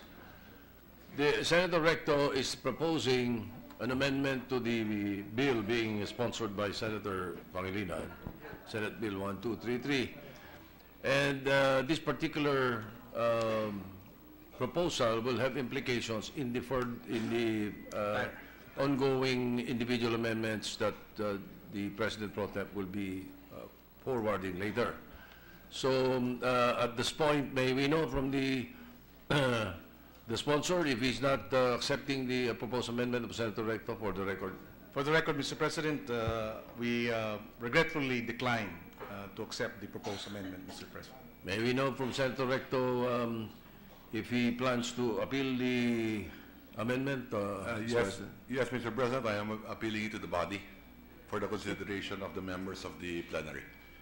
Then we have to divide the House, Mr. President, Yes. and an affirmative vote or a yes vote will be favoring the amendment of Senator Recto, because that is the appeal that he is making to the body, Mr. President. So we will do it by raising of hands. Those in favor of the Recto amendment, please raise your hand.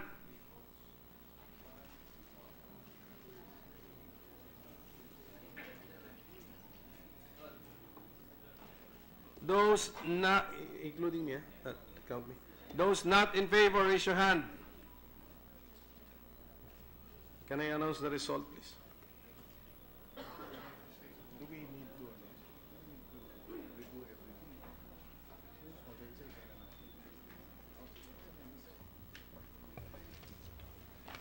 With 12 affirmative votes, 3 negative votes, the proposed Recto amendment is carried, and this means the deletion of paragraph H on page 3. Before we continue, Mr. President, with the other individual amendments of Senator Recto, the Minority Leader wishes to make a manifestation. Minority Leader is recognized. Thank you, Mr. President. Just for the record, I want to make a full disclosure. Previously, I made a manifestation that I am a stockholder of Accra Investment Corporation, which owns Class B shares in UCPB. I stated then that while this poses no conflict of interest in the creation of the Coconut Levy Fund, I manifested that I will take no part in the deliberation and will abstain from voting on this measure. However, after listening to the arguments and how critical the amendments and being proposed and the arguments for and against the proposed amendment, I find it proper and desirable, and in fact it is my duty as a duly elected representative of the people to vote on this very important issue, as I have no conflict of interest. Thank you, Mr. Thank President. you for that manifestation. Senator Recto, Thank you, Mr. you can go President. ahead with your individual amendment. Yes, and I thank our colleagues for supporting this position. Again, on the same page, paragraph I, to be deleted, and re-letter the succeeding sub-paragraphs accordingly. Yes. That will be done later. So, what is the sponsor say? Maybe here again, sorry, I was Paragraph I, paragraph I. to be deleted. This is consistent already with the amendment accepted in the past, that it will be invested in government securities, and therefore there is no need for this investment guideline paragraph. Accepted, Mr. President. Any objection? Hearing none, approved. Thank you, Mr. President. On page 4, lines 4 to 6, delete the entire sub-paragraph O and re-letter succeeding sub-paragraphs accordingly. This is the paragraph O on prohibited investments. Again, consistent with what you already have in the bill as amended, there is no need for this particular paragraph. That is correct, Mr. President. This is not related to the earlier vote, Yes, Mr. yes, President. yes. So we accept, Mr. President. Any objection? Hearing none, approved. Thank you, Mr. President. On page 4, line, on page 5, line 5, on page 4, yes, on page 4, line 24, replace the word committee with the acronym PCA. Thereafter, unless otherwise stated, all the words committee appearing in the bill shall be replaced with the acronym PCA. which means the Philippine Omnibus. Coconut Authority, an omnibus amendment. Mr. President, since the vote has been in favor of the deletion of the committee, Mr. President, we are left with no option but to accept, Mr. President. So, for this particular paragraph, committee will be changed to PCA, and all references to committee will now be changed to PCA. That is the effect of the motion. So Mr. President, if I may, PCA as reconstituted.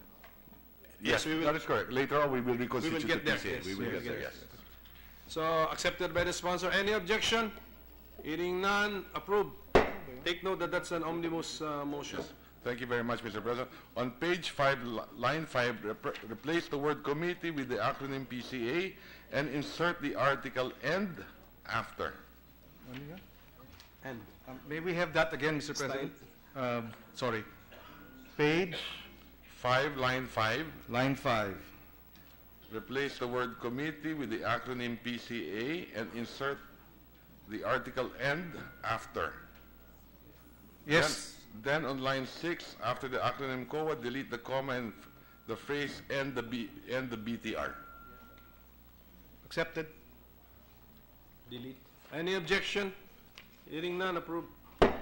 On page 6, line 10, after the word "be," delete the word "perpetually," and after the word "maintained," insert the following phrase: "for a period not exceeding 25 years from the effectivity of this act."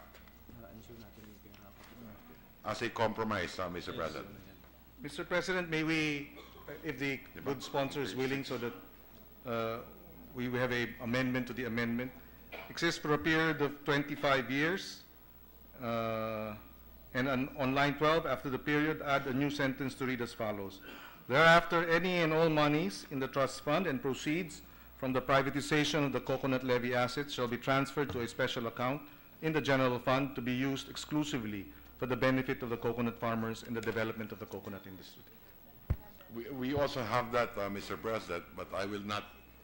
Yeah, we have that in section 6.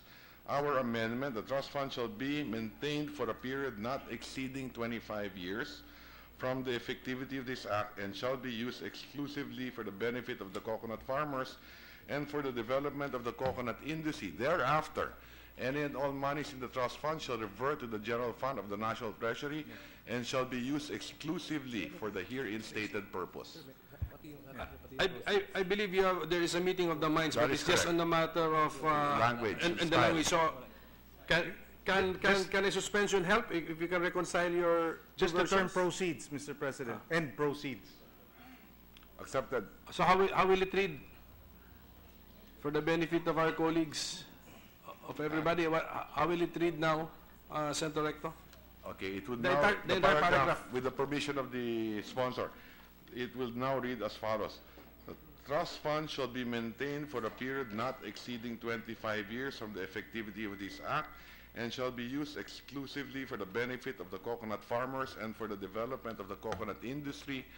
Thereafter, any and all monies and proceeds Yes. in the trust fund shall revert to the general fund of the National Treasury and shall be used exclusively for the herein stated purpose. Does the sponsor confirm? Mr. President, if the good sponsor would allow that it be transferred to a special account in the general fund, that would be different, Accepted. and therefore it would read transferred to a special account in the general fund. Okay. Okay, so the recto amendment has been accepted by the sponsor as modified. Okay, any objection from the body? Hearing none, approved. Okay.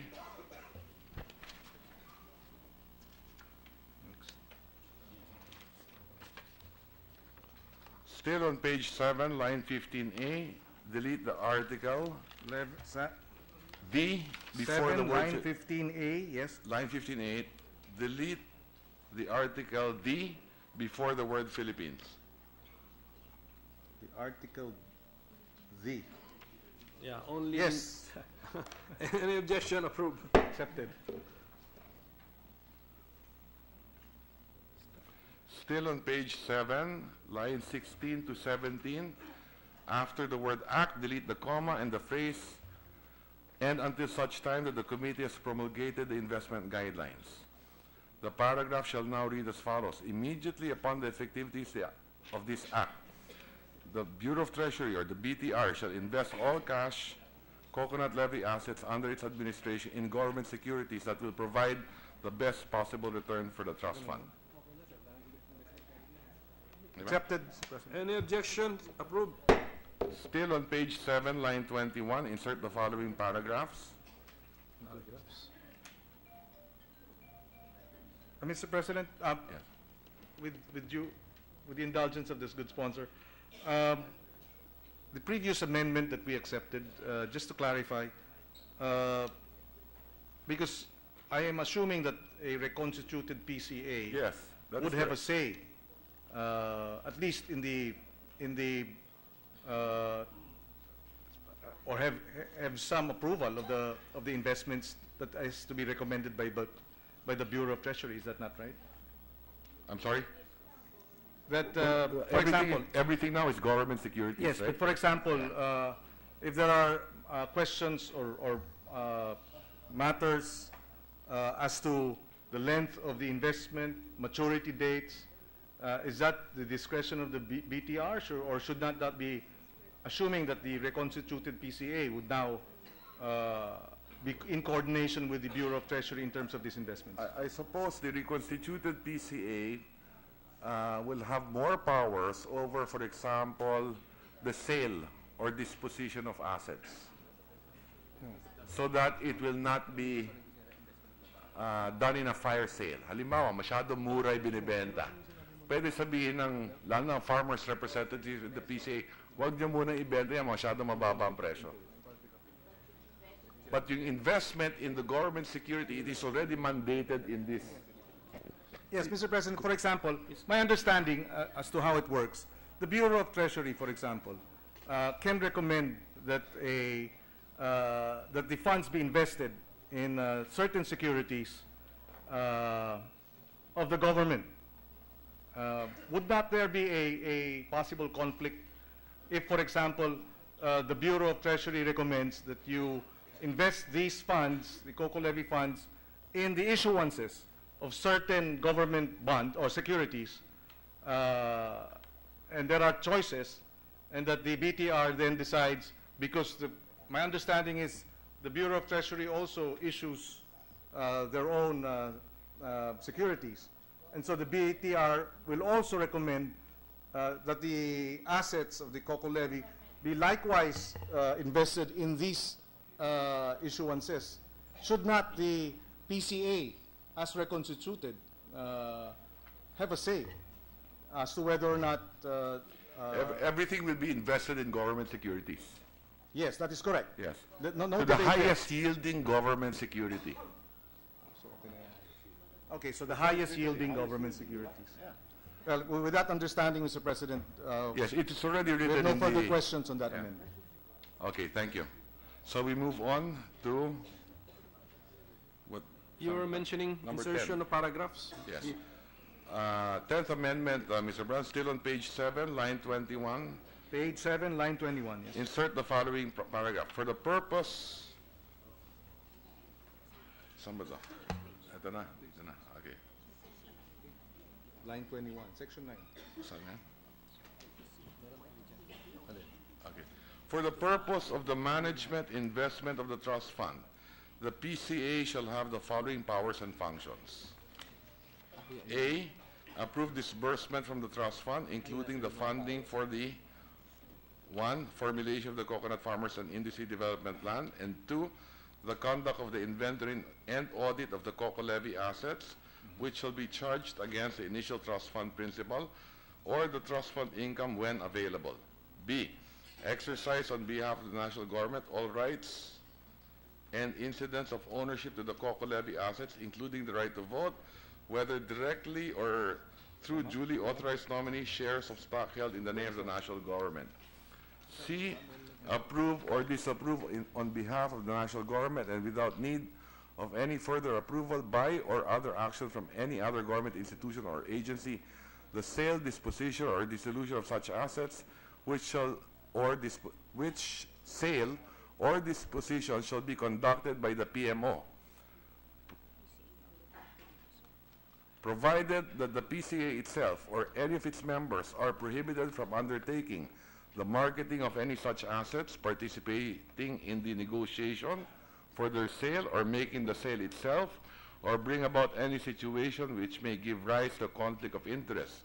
D, approve the financial requirements of the PMO in relation to its functions set forth in this Act, including its annual budget for operations, management, and privatization/disposition of the coconut levy assets transferred and entrusted under its care. E, issue policies, rules, and guidelines as may be necessary to implement the provisions of this Act. F, maintain records and accounts of all investments, receipts, disbursement, and other transactions relating to the management, administration, and utilization of the trust fund, provided that these records and accounts shall be maintained in accordance with existing accounting and auditing laws, rules, and regulations, and shall be audited by the COA. And G, exercise such other incidental powers and functions as may be necessary to attain the objectives of this Act. Accepted, Mr. President. Any objection? Hearing none, approved. Still on page 7, line 21, reword the entire section 9 to read as follows. Section 9, utilization of the trust fund. All dispositions or utilization of the trust fund or any portion thereof shall be in accordance with the Coconut Farmers and Industry Development Plan as provided for in section 11 of this Act, provided that the annual expenditures to be funded out of the trust fund shall be included in the General Appropriations Act, provided further that for purposes of the implementation of the plan, the execution of programs and projects identified in the plan that are allowed to be funded out of the trust fund, and pending the accrual or availability of the trust fund income, the entire amount of the trust fund shall be disbursed by the PCA within 25 years, commencing from the approval of the plan by the President. The Coco Levy Trust Fund shall be utilized as follows. Shared Facilities Program, A, Shared Facilities Program, 35%. B, Scholarship Program, 15%. C, Empowerment of Coconut Farmers Organization and their cooperatives, 15%. And D, Farm Improvement to encourage self-sufficiency, 35% for a total of 100%. Well, Mr. President, I think this is one of the contentious concerns raised earlier, whether or not the Coco Levy Fund should be an off-budget item or that it be included in the general appropriations measure. And we believe, Mr. President, that we cannot accept that the off-budget item that it now enjoys, Mr. President, the fund will now be included in the general appropriations measure. Everything else the sponsor agrees with, only with the exception of the off-budget item, whether it's in or out of the budget. Is that correct? Yes, Mr. President, that is correct. Okay. So now we're only voting now on whether it's an off-budget or not an off-budget item.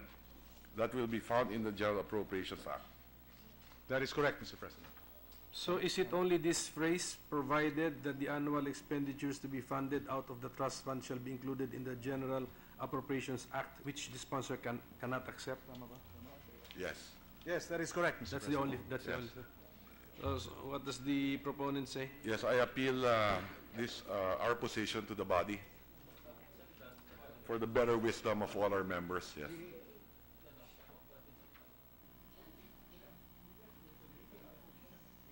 Unless we want further discussion about the issue, we will allow it. Yes. Any questions from the body? Okay, so The reason why I'm proposing that it be included is, like I said earlier in my manifestation,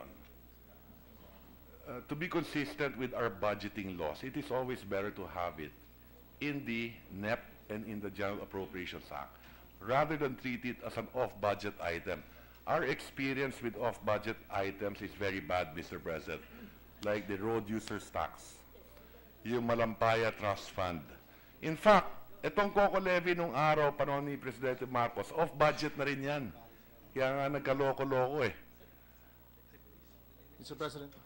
And that's why I'm saying you're better Please, off that it be part of the budget.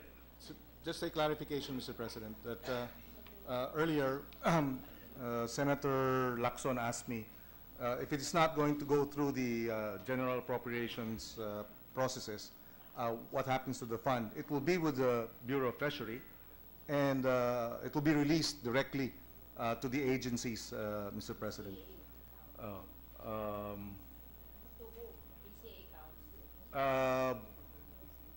Office of the President. Well, through the yes, approved by the PCA, reconstituted PCA board, and then released directly to the agencies. That would be the process if it is not, if it is an off-budget item, Mr. President. If it's an off-budget item, hindi mo pinapakita sa mga kinatawan ng taong bayan, congressman, senador. During budget deliberations, this will not be discussed, Mr. President.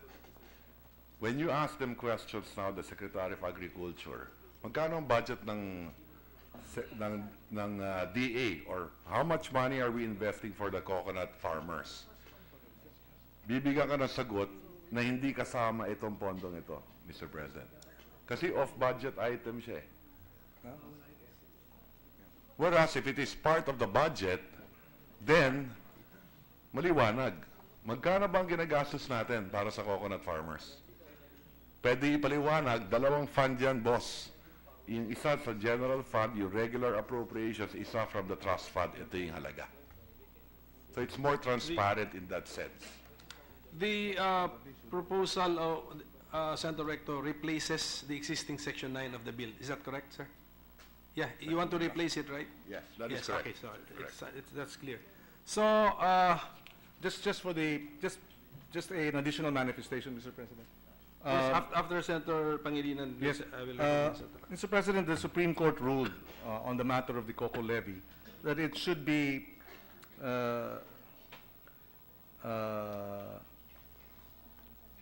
For the coconut farmers. it's special funds allocated for a specific purpose. Correct. And can never be used for purposes other than that for the benefit of coconut farmers Correct. or the development of the industry. Correct. So any attempt to appropriate said funds for another reason would be struck down as unconstitutional, number one. And Correct. second, Correct. it also said that a general appropriation law is one passed annually to provide for the financial operations of the entire government during one fiscal period. So that's the GAA. Whereas a special appropriation is designed for a specific purpose. And precisely, Mr. President, that is the cocoa levy fund. So to place it into the general fund and go through the general appropriations processes, Mr. President, would not be in keeping with the Supreme Court ruling, Mr. President. That is our. Well, I disagree, Mr. President. I think what the Supreme Court says is that, one, all these levies ilagay natin sa pangalan ng Republic of the Philippines for the benefit of coconut farmers. In addition to that, the Supreme Court said, let Congress make the law.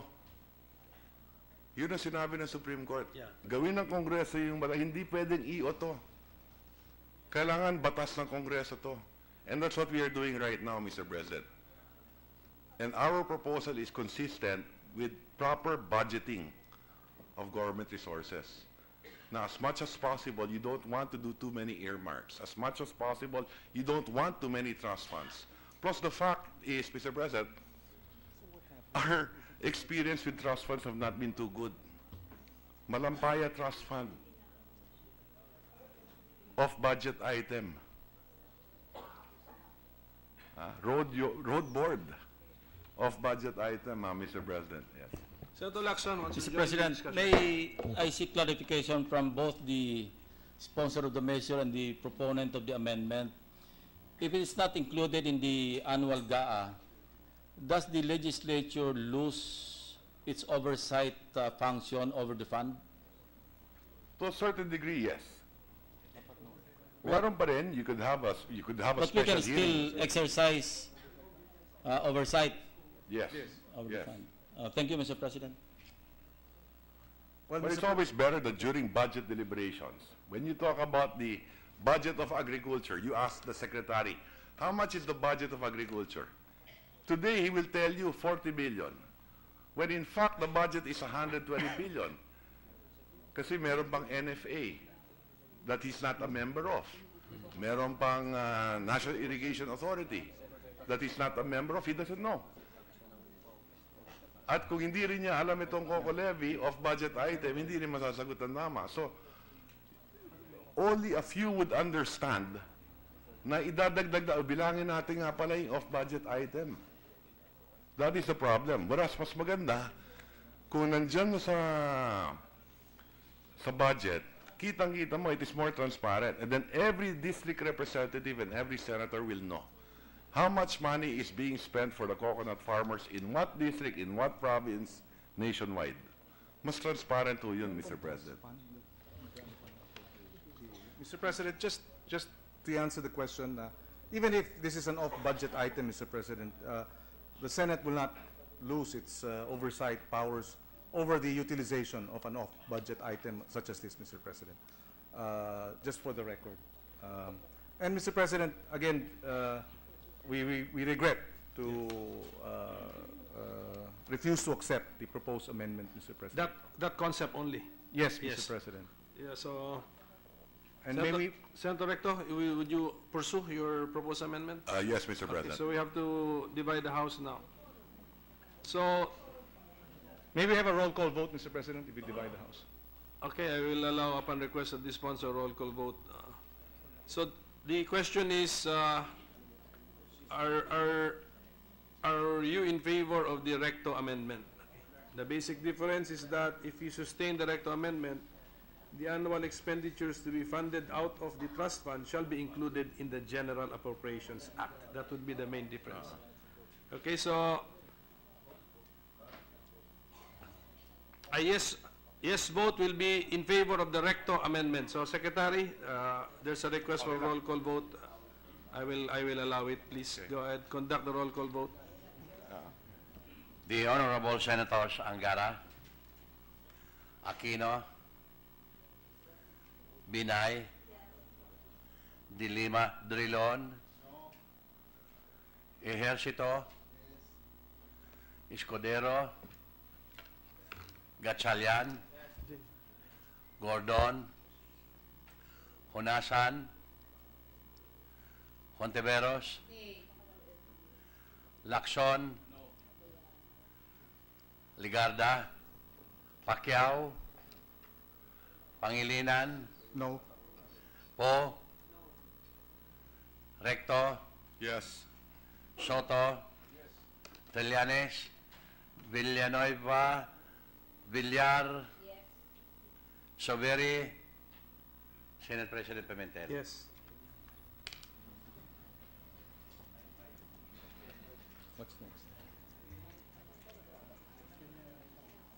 Ano man? Anong page na tayo? We're 14 eh. Dapat maka-8. 11? Hindi, 12 na. With 9 affirmative votes, 5 negative votes, the proposed Recto amendment is approved. Thank you, Mr. President, and I thank my colleagues for supporting this position. 12th amendment, on page 8, line 6, insert the article end before the subparagraph B. Page 8, line 6. Again, Mr. President, page 8. On page 8, line 6, insert the article end And before the subparagraph B. Still on page 8, yes. line 7, replace the word committee with the acronym PCA and the period. After that, delete the remainder of the paragraph. yes, accepted, Mr. President. Thank you, Mr. President. It's more of style, yes. Any objection? Hearing none, approved. Still on page 8, line 11, insert a new article 4 entitled the Philippine Coconut Authority. Then insert a new section 11 to read as follows. Section 11, the Philippine Coconut Authority. The PCA, an independent public corporation created under Presidential Decree number 1468, shall be reconstituted and strengthened to ensure the participation of coconut farmers in the crafting and implementation of the Coconut Farmers and Industry Development Plan.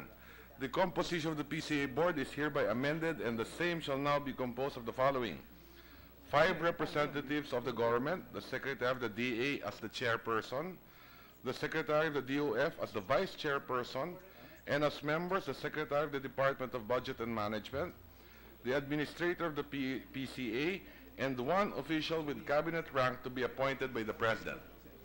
And B, 6 representatives from the coconut farmer sector divided into 2 representatives each for the island groupings of Luzon, Visayas, and Mindanao as members, provided that the 6 representatives from the coconut farmer sector must be Filipino citizens registered with the Coconut Farmers Registry, have considerable experience and reputable track record in promoting coconut farmers' interests and welfare, and nominated by coconut farmers organizations or cooperatives that are active for the past 3 years in farmer organization and development or community enterprise development.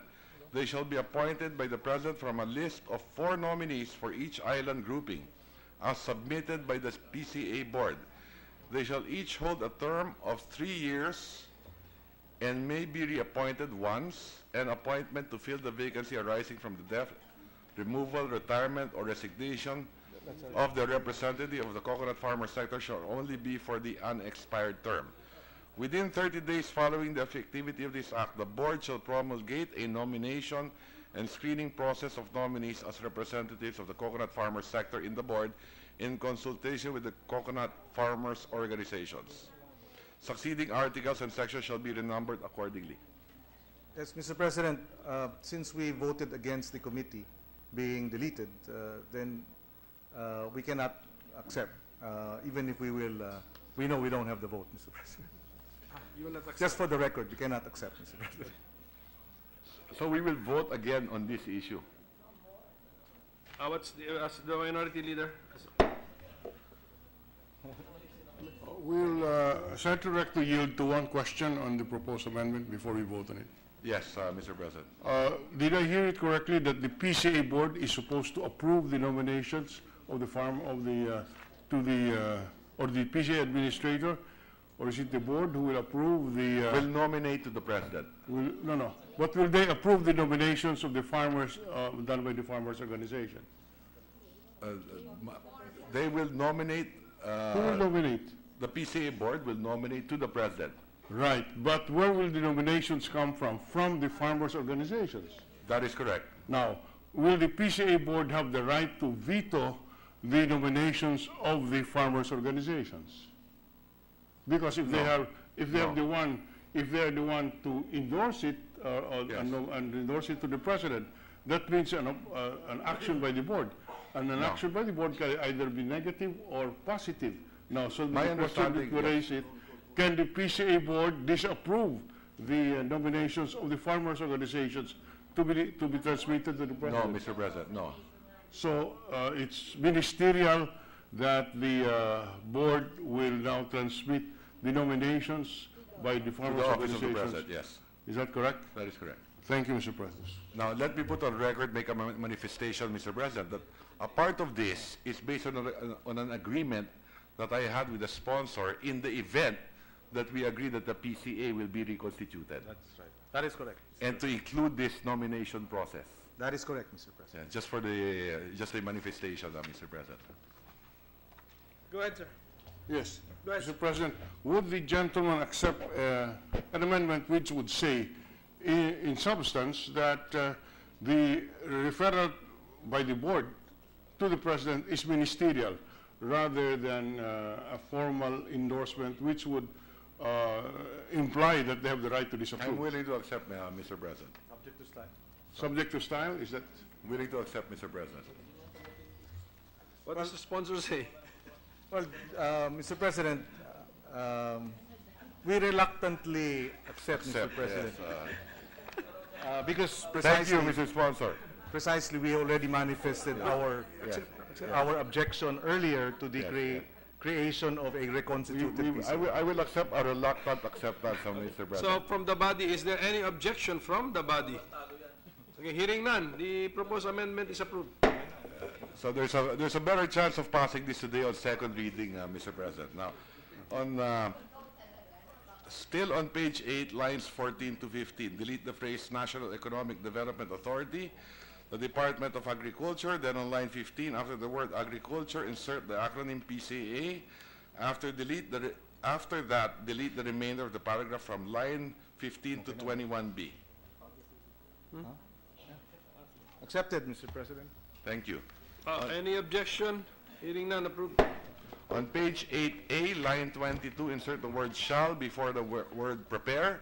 Then still on line 22, after the word plan and the period, delete the remainder of the paragraph up to line 25. Then on line 26, after the article D, replace ad hoc committee with the acronym PCA. Then on line 28, transpose the word concern after the word agencies. Accepted, Mr. President. Any objection? Hearing none, approved. On page 9, line 4, before the word privatization, delete the phrase retention or. Then after the article of, delete the phrase any or. Styling. Styling. It's a styling amendment. Mr. President, does this mean that the policy would be that all will be privatized? Maybe. Yes, that is correct. Mr. President, just a clarification, should this not be left to the reconstituted PCA board with the farmers' representatives? Mr. President, after discussing this with colleagues in the chamber, it would have appeared to me that the consensus is to sell all the assets of the COCO levy. So we agreed 25 years. Ang babantayan ngayon yung fire sale. Huwag papayagan yung fire sale na masyadong mura. So yun ngayon ang trabaho ng board. Bantayan nila yung presyohan ng mga asset. May we have just a minute suspension, Mr. President? Session suspended. Tama pa naman, mas malalim pa naman.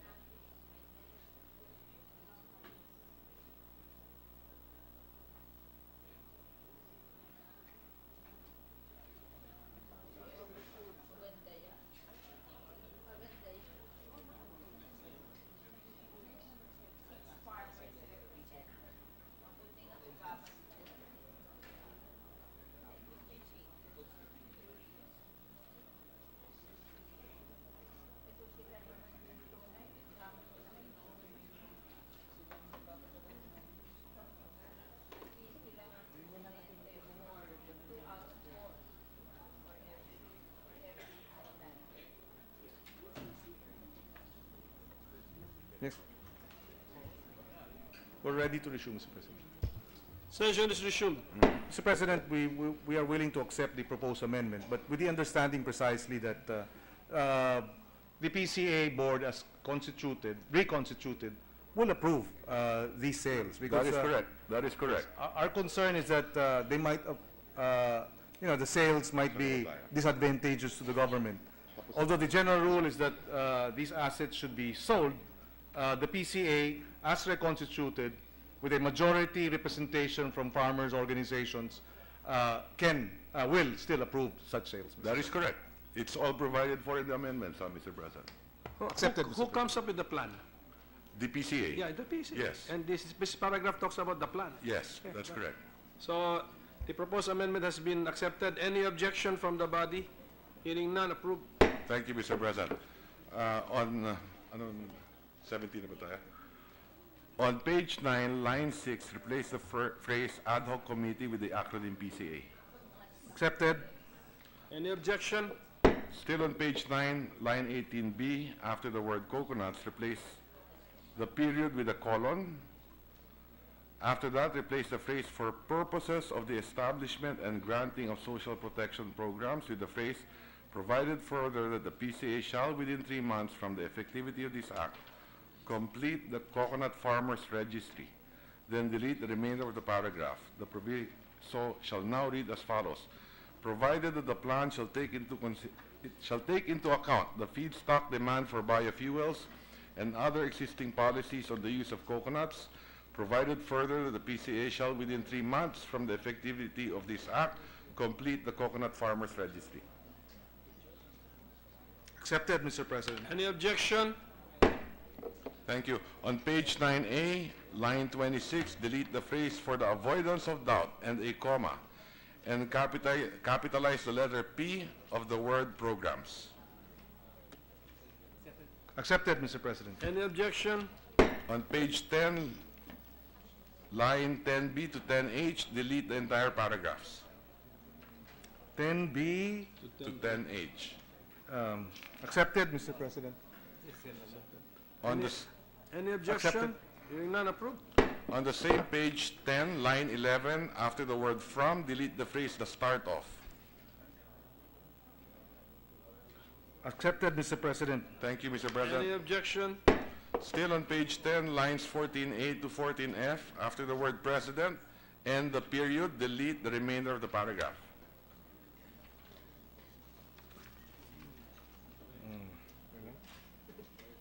Mr. President, just a clarification. If we delete this paragraph,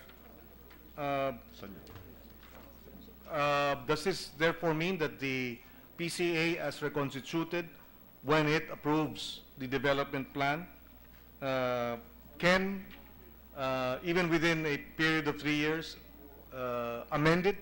The committee can do anything, Mr. President. What this paragraph says is that the committee has provided under Section 12 of this Act may introduce amendments to the plan upon a majority vote of its members. The committee may also vote to reconstitute the ad hoc committee. Wala na po yung ad hoc committee, so on and so forth, Mr. President. Yes, we understand that, and we have no quarrel with that, Mr. President. Correct. But the concern is the capacity to, or the ability, or the power to amend. Yes, they can, subject to the approval of the President. At any time. So they can, subject to the approval of the President. Yes, at any time. Yeah. As long as there is that Yes. approval. Yes. Accepted, Mr. President. Thank Any you. objection? Hearing none, approved. 23 na ba tayo? Okay.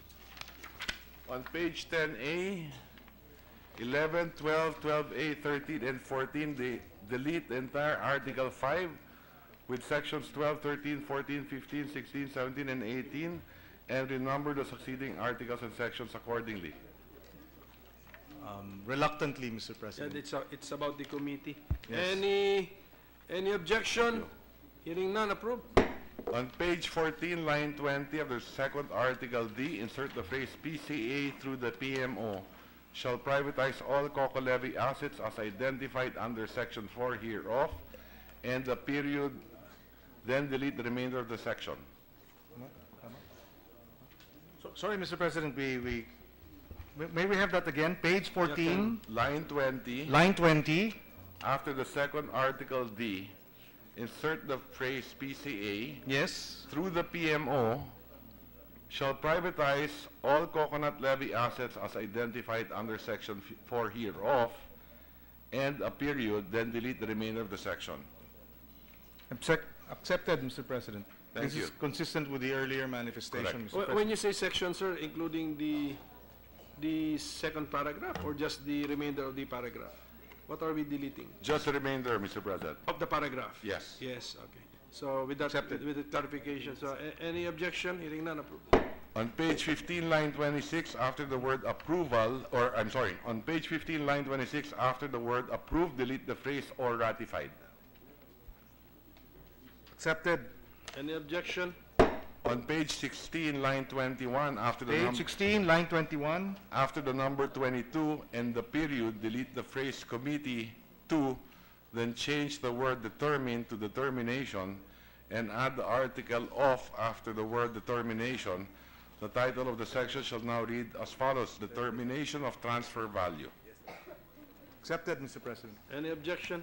On page 17, line 17A, rephrase section 25, which is now section 19, to read as follows. Section 19, mandated appropriations for the PCA.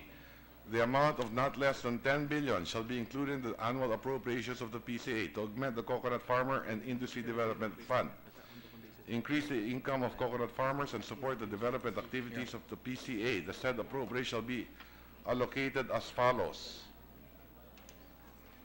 The programs and percentage allocations as provided for subparagraph A to G, page 17, line 17I to 17L until page 17A, line 17M to 17O of the bill shall remain the same. Then on page 17A, line 17P, replace the word overhead with the phrase credit through Land Bank and Development Bank of the Philippines. Then on the same page, line 17Q, replace the period after the figure in parentheses 100 with a colon and insert the phrase provided that the administrative expenses to implement the programs or projects shall not exceed 10% of the program or project cost thereafter. Accepted, Mr. President. Any objection? Hearing none, approved. This is just a clarification. This is in addition to the trust fund. This is not to be taken from the trust. This is not to be taken from the trust fund, but in addition, mandated appropriations in addition to the trust fund. That is for as long as that is understood. Senator Recto, Yes. do you confirm the manifestation of I'm the sorry. sponsor that this is? That the understanding is that this is in addition. That is correct. This is not to be taken from the trust fund. That is correct. Okay. Accepted. Thank you. Yes, we That's accept. more for the coconut Approved na to, farmers. di ba? Edwin, approved na. Para may Already matching. approved, yeah. It has already been approved, yes. Go ahead, sir. Thank you. Lastly, on page 17A, line 17S, replace Philippine Coconut Authority with the acronym PCA. Then on line 17D, after the word authority, insert the acronym TESDA. TESDA. Accepted, Mr. Okay. President. Any objection? Lastly, on the title, amend the title to read as follows. An act creating the Coconut Farmers and Industry Trust Fund, providing for its management and utilization, reconstituting for the purpose the Philippine Coconut Authority, and for other purposes. May we have a minute suspension, Mr. President? Session suspended. Capture lang yun. Ano stay in? One subject matter lang. Ha? Kasi it's about the trust fund, no? Pati management kasi PCA. Nasaan na yung bill niya? Pero hindi, one of the functions lang ng PCA yun. Mr. President, ready to resume? Session is resumed. Ito yung atin. no? Yes, Mr. President, we appeal to the good senator if he's willing to accept an amendment to the amendment, and that the title should read, an act creating the Coconut Farmers and Industry Trust Fund, providing for its management and utilization, and for other purposes, Mr. President. So sticking to the original title? Yes, Mr. President. I have no objection, Mr. President. So we will leave the title untouched. Okay, so the proposed amendment is withdrawn, Senator Yes, Recto? that is correct. Okay. Any other amendments? Thank you, Mr. President. And I thank the sponsor of the measure for accepting our amendments. We thank the good senator likewise for proposing the amendments and allowing us to go through the vote on Thank you. contentious Thank you, gentlemen. provisions, Mr. Majority Leader?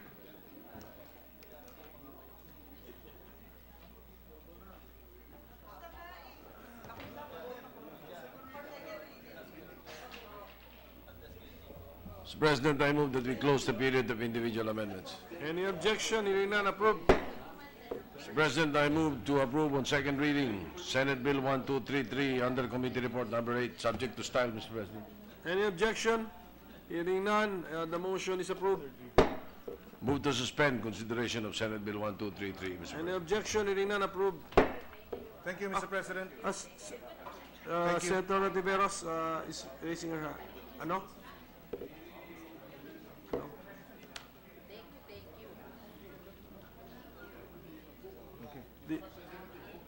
Senator Tiveros is recognized. Thank you, Mr. President. May I just, at this period of the close of the period of amendments, register my no vote to the bill? In the motion to approve on second reading. In the motion to Yes, approve on yes. second reading, Okay. Mr. President, I object and respectfully put on record my no vote. Thank you, Mr. President. Okay, but objection should have divided the House. Okay, so we will note the vote of Senator Ontiveros. Yes, Senator Pangilinan. Well, Mr. President, we will manifest our vote on third reading, Mr. Third President. reading. Thank you, Mr. President. Majority Leader. Tama, third reading.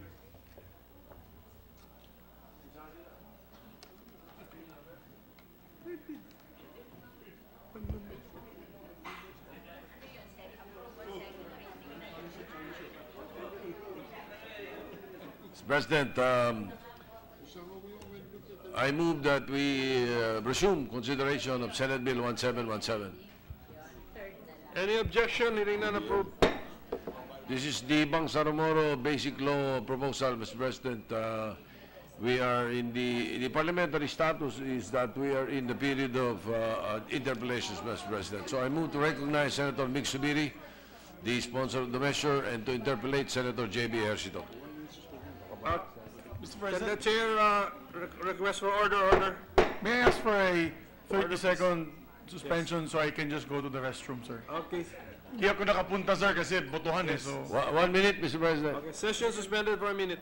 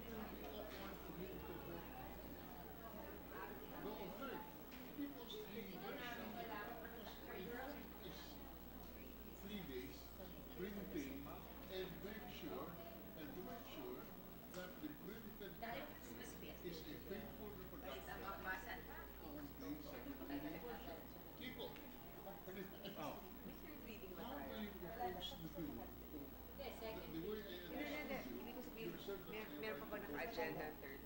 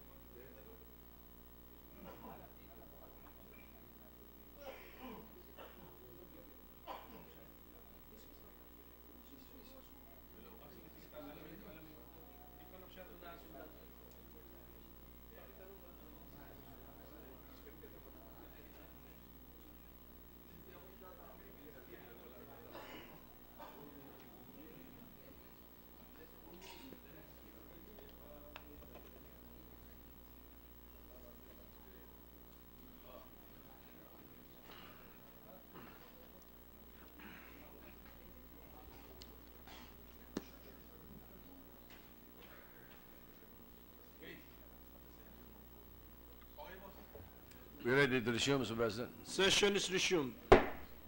On the floor is Senator Subiri and Senator J.B. Ejercito, Mr. President. Okay. The sponsor of the BBL measure, Senator Subiri, is recognized, and to interpolate, Senator Ejercito. Thank you, Mr. President. Thank you. Will the gentleman from Bukidnon be willing to answer some questions? Absolutely, sir. Now, for the record, what are the safeguards that we have introduced to the Senate committee version of the bill that will ensure that there will be no more constitutional infirmities if we are to enact the Bangsamoro Basic Law? During the hearings, Mr. President, we've had several constitutionalists join us together, not just members of the Supreme Court, but also members of the Constitutional Commission, the 1987 commission that created the Constitution. And during those hearings, one of them is Justice Ascuna, as well as C.J. Davide. And in both occasions, their review of this particular BBL created by the Bangsamoro Transition Commission, according to them, will stand the test of constitutionality within the Supreme Court. It's different from the MOA AD, where in MOA AD they called it a sub-state. There was a issue on sovereignty.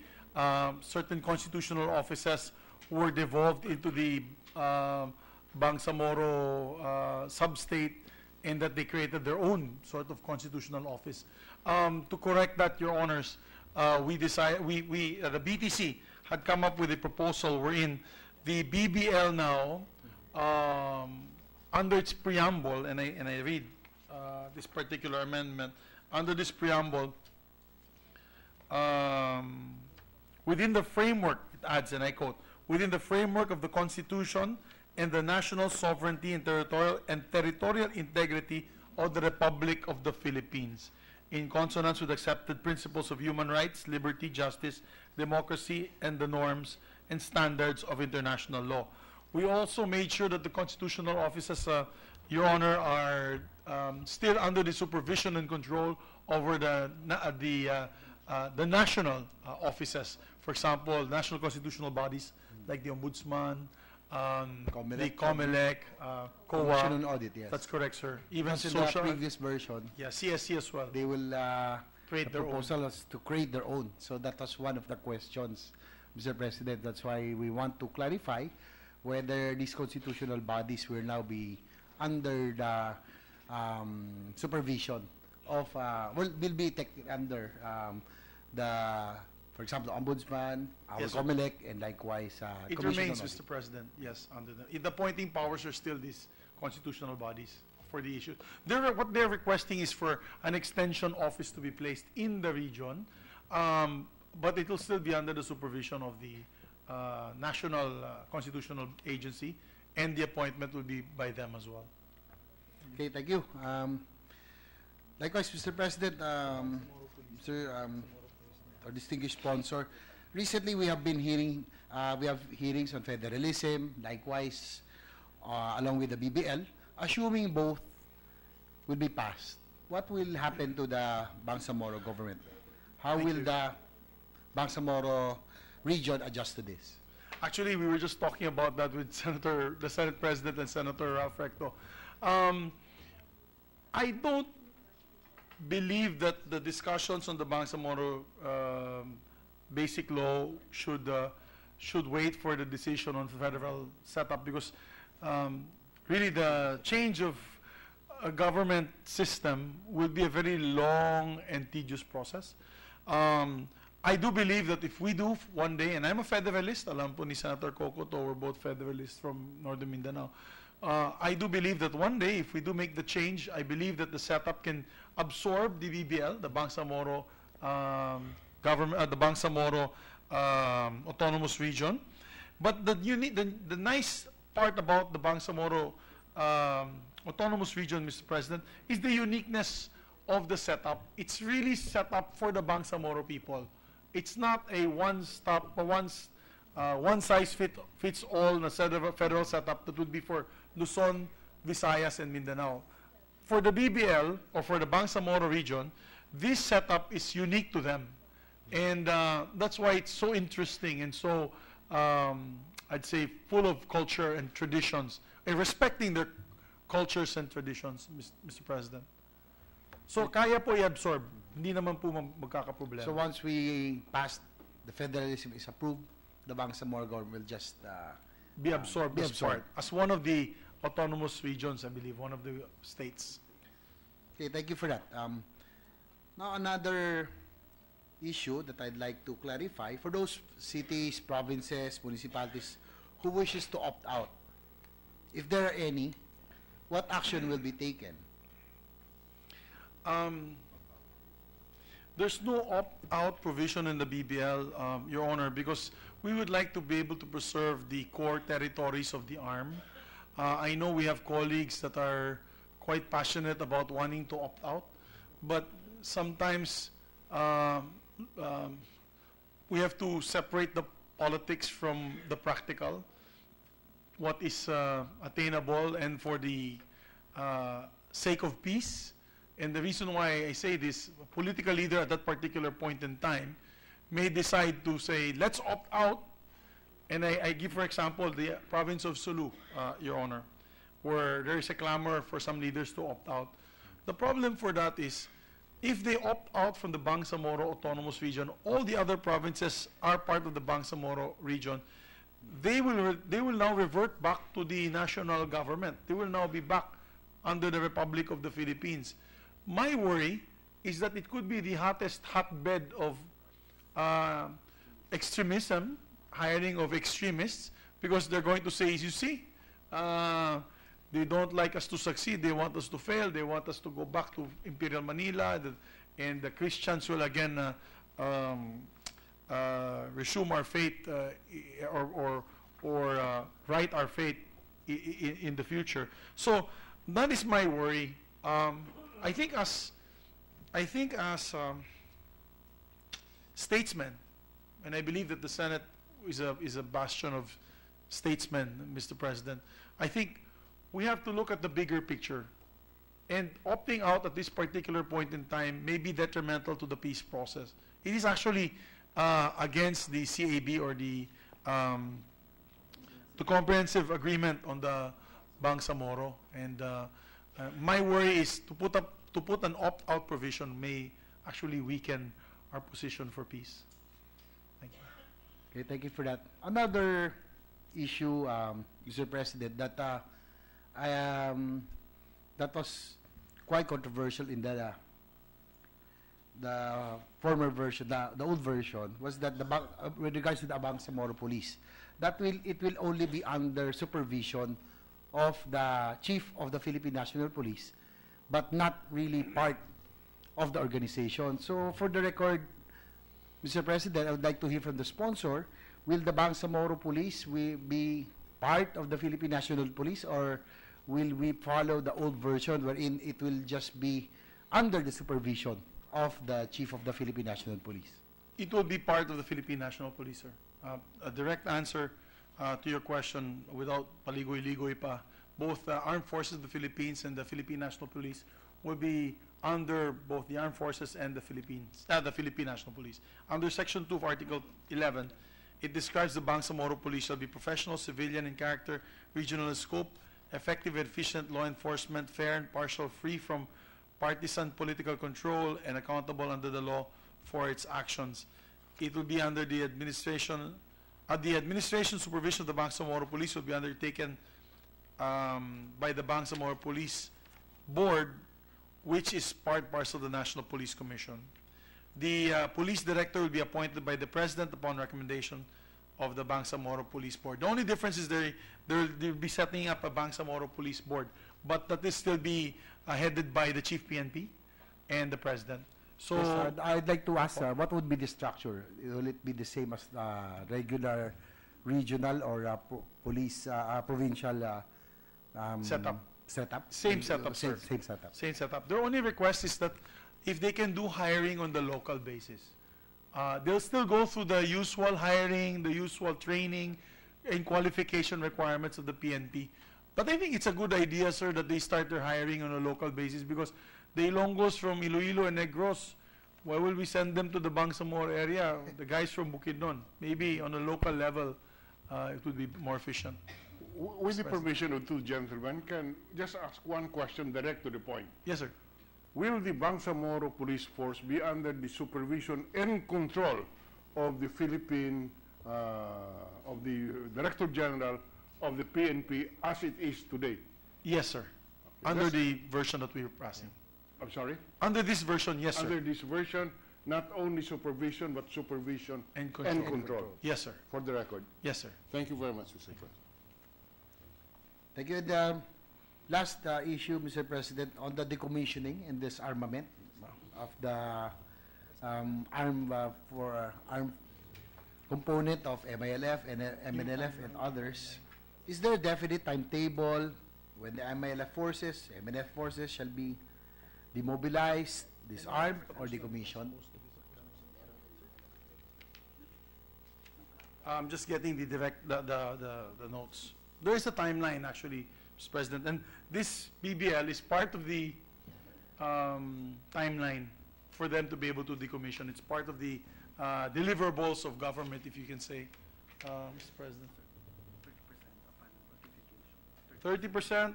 Here, I'll get, if I may ask for a 30-second suspension. Oh, no, it's okay, Mr. President, here it is. On the decommissioning of the MILF, 30% upon ratification of the BBL, so 30% of their arms and soldiers will be decommissioned, and 35% on the institution of the Bangsamoro Police Force, and 35% the completion, I think the appointment of the BTA upon ratification, no? The transition of... Okay. 35% will be done after implementation of the provisions of the CAB, the CAB. Yes. There's an initial decommissioning already of firearms. Of course, it's not that much, but definitely the ratification of the BBL is a key factor. I'd like to highlight, Your Honors, and to my colleagues here today, is that if you've noticed, the guns have stopped firing in these particular areas. They've become partners with us. Yesterday's fight was with the BIFF. And to be honest, the MILF are our partners in running after the BIFF. They've lost 24 men already, the MILF, combating the BIFF. Yesterday's, I believe, clash in Maguindanao was with the support of the MILF.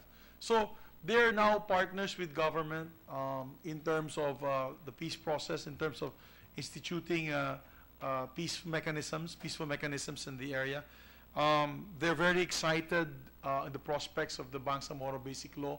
And I think these goodwill measures are needed right now after what had happened in the Mama Sapano, Mr. President. So these goodwill measures show that if we can work together, the guns of these areas would stop firing and no mortars and bombs are exploding.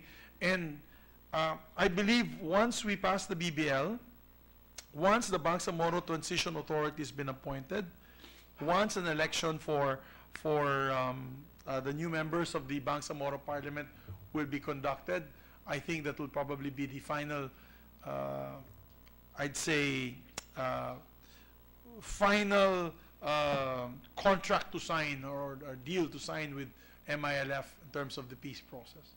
This is it's a good you pointed out, because the last time that we attempted to pass a BBL, Mama Sapano happened. Yes. So it was more of a trust issue this time. Yes. But Mr. President, I have to be honest with you, dear colleague, no, that on the way to Cotabato City, we were together in one aircraft.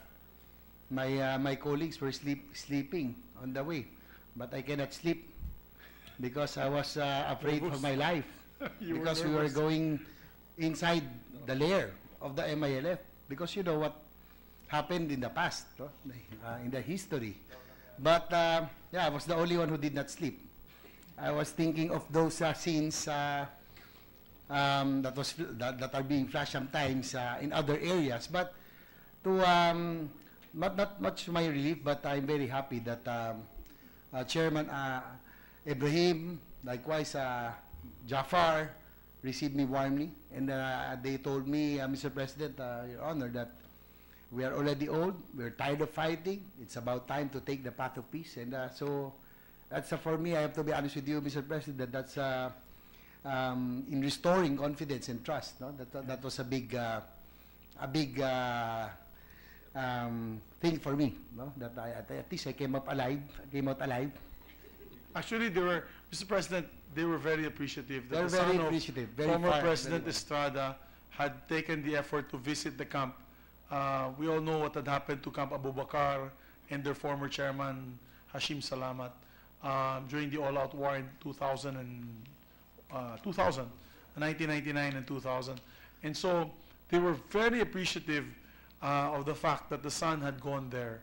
And they made that known, as a matter of fact, during our press con.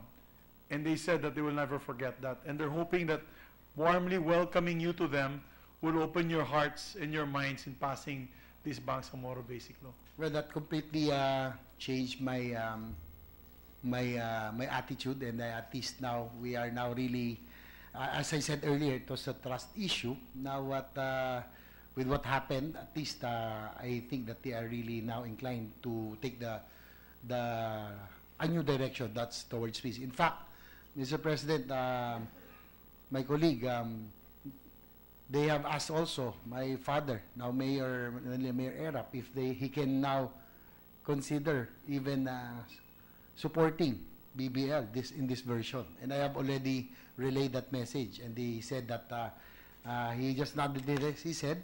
So it's not very remote that he might even support this, because probably they all now are too old, probably, and have matured and have realized that, you know, military solution will not really be, fighting will not be the solution for, we have been fighting for the past 50 years. Almost for 50 years. And the problem is still there.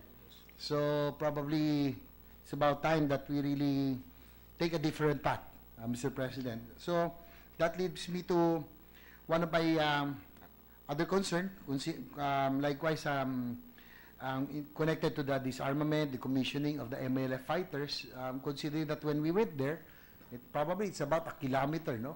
The MLF fighters were there, lined up both sides with high-powered rifles. So, is there any alternative livelihood for these MLF fighters once we really sign and pass the Bangsamoro Basic Law and they are now decommissioned? So, what will we offer these MLF fighters? Because, you know, these people probably do not know. All they do the rest of their life, they were really trained to fight.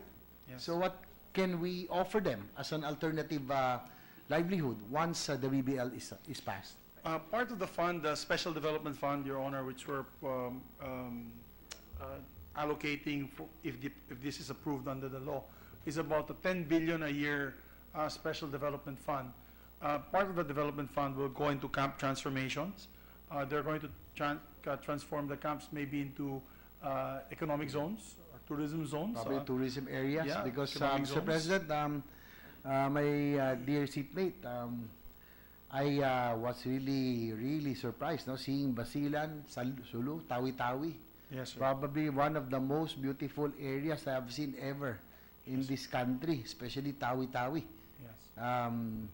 Basilan also. No? These are very beautiful places that probably we can nurture for tourism, especially. It's like they have nice beaches, turquoise water, rock formations. It's just like it's like Palawan, El Nido, and Boracay rolled into one. So Or Honolulu, Hawaii. Honolulu. So turquoise waters, Yes. and the white sand. So probably this tourism will be one of the things that we can really look into once this BBL is passed, because I was really amazed, and wow, the site was really awesome, no? That one of the most beautiful places I've seen in this country so far is Basilan, Sulu, and Tawi-Tawi. Yes, sir.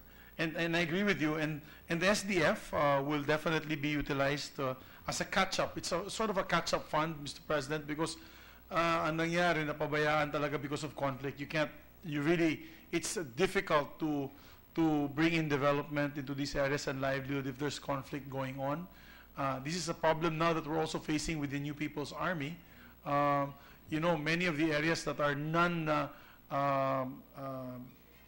conflict areas that are non-Muslim, which are Christian, and they're very, very poor, which is Eastern Samar, areas of Mindanao, Region 8, are conflict areas of the New People's Army. That's something that we also have to address eventually, one way or the other. But I am confident that with this Special Development Fund, with the camp transformations, with the socio-economic projects under the new Bangsamoro government, they can transform these areas into productive areas. You know, Mr. President, Maguindanao is one of the richest in terms of agricultural land that I've seen. As a matter of fact, the town of Datu Paglas, and this is an example, sir, the town of Datu Paglas, former MNLF and MILF combatants actually work under the plantations of Unifruti. I know because I know the parents are from Bukidnon. And they're very proud of that socio-economic arrangement wherein the cooperatives, the former rebels are now owners of the land. They are part of the cooperative, and they earn money from the banana contract growing scheme that they have with Unifruti. There hasn't been a firefight in that area in the last maybe 10 years, 15 years. 15 years. I'm getting it from them. 15 years. So economic development brings peace. And that's why this is a very important point that Senator JV has put And out. likewise, Mr. President, no, if I may borrow the words of my father when he was president, a hungry stomach knows no laws. Yeah. And probably one of the reasons why conflict in Mindanao has not really been resolved or there's no peace because of one factor, that's poverty. Yes. It's about time, probably, Mr. President, that the President is from Mindanao, our Senate President is from Mindanao, and probably, and Your friend. my friend Speaker is also from Mindanao. So probably it's about time that it's an opportunity for us to channel the resources in Mindanao. Probably if the Mindanao Railway, one of my passions, my advocacy is the railway system. If that it will happen, and probably, Mr. President, I'd just like to ask my dear seatmate that if ever the infrastructure development are focused in Mindanao, and it brings prosperity, brings up produces jobs and opportunities, brings investment, do you think that it will be already the start of lasting peace finally in the land of promise? Absolutely, Mr. President. What we need is a political solution. War is not the answer. Imagine what happened to us in Marawi when the siege of Marawi and the government forces has taken over. We've been there, Mr. President. We've seen it.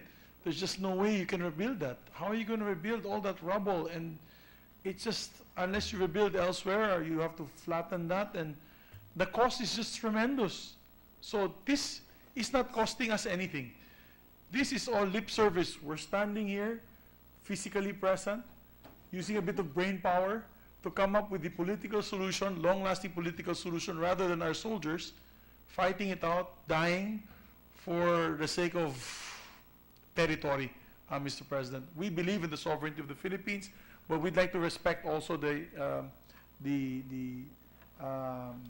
cultures and traditions of the Bangsamoro people. I think our Sergeant at Arms, who has had time serving in Mindanao, would probably agree with us that they've grown tired of all this fighting, and I've seen many old soldiers like Fortunato Abad, Fortunato Abad, who just passed away a few days ago, who was in the forefront in fighting in Mindanao in the 1970s, who unfortunately in his lifetime was not able to see this final peace agreement. Let's hope that within our lifetime, and I'm not saying not another 20 years, hopefully within this Congress, we would finally be able to see the signing of the final peace agreement and the development of these areas. Mr. President, I'll tell you now on record, and I know where the good gentleman from San Juan is going.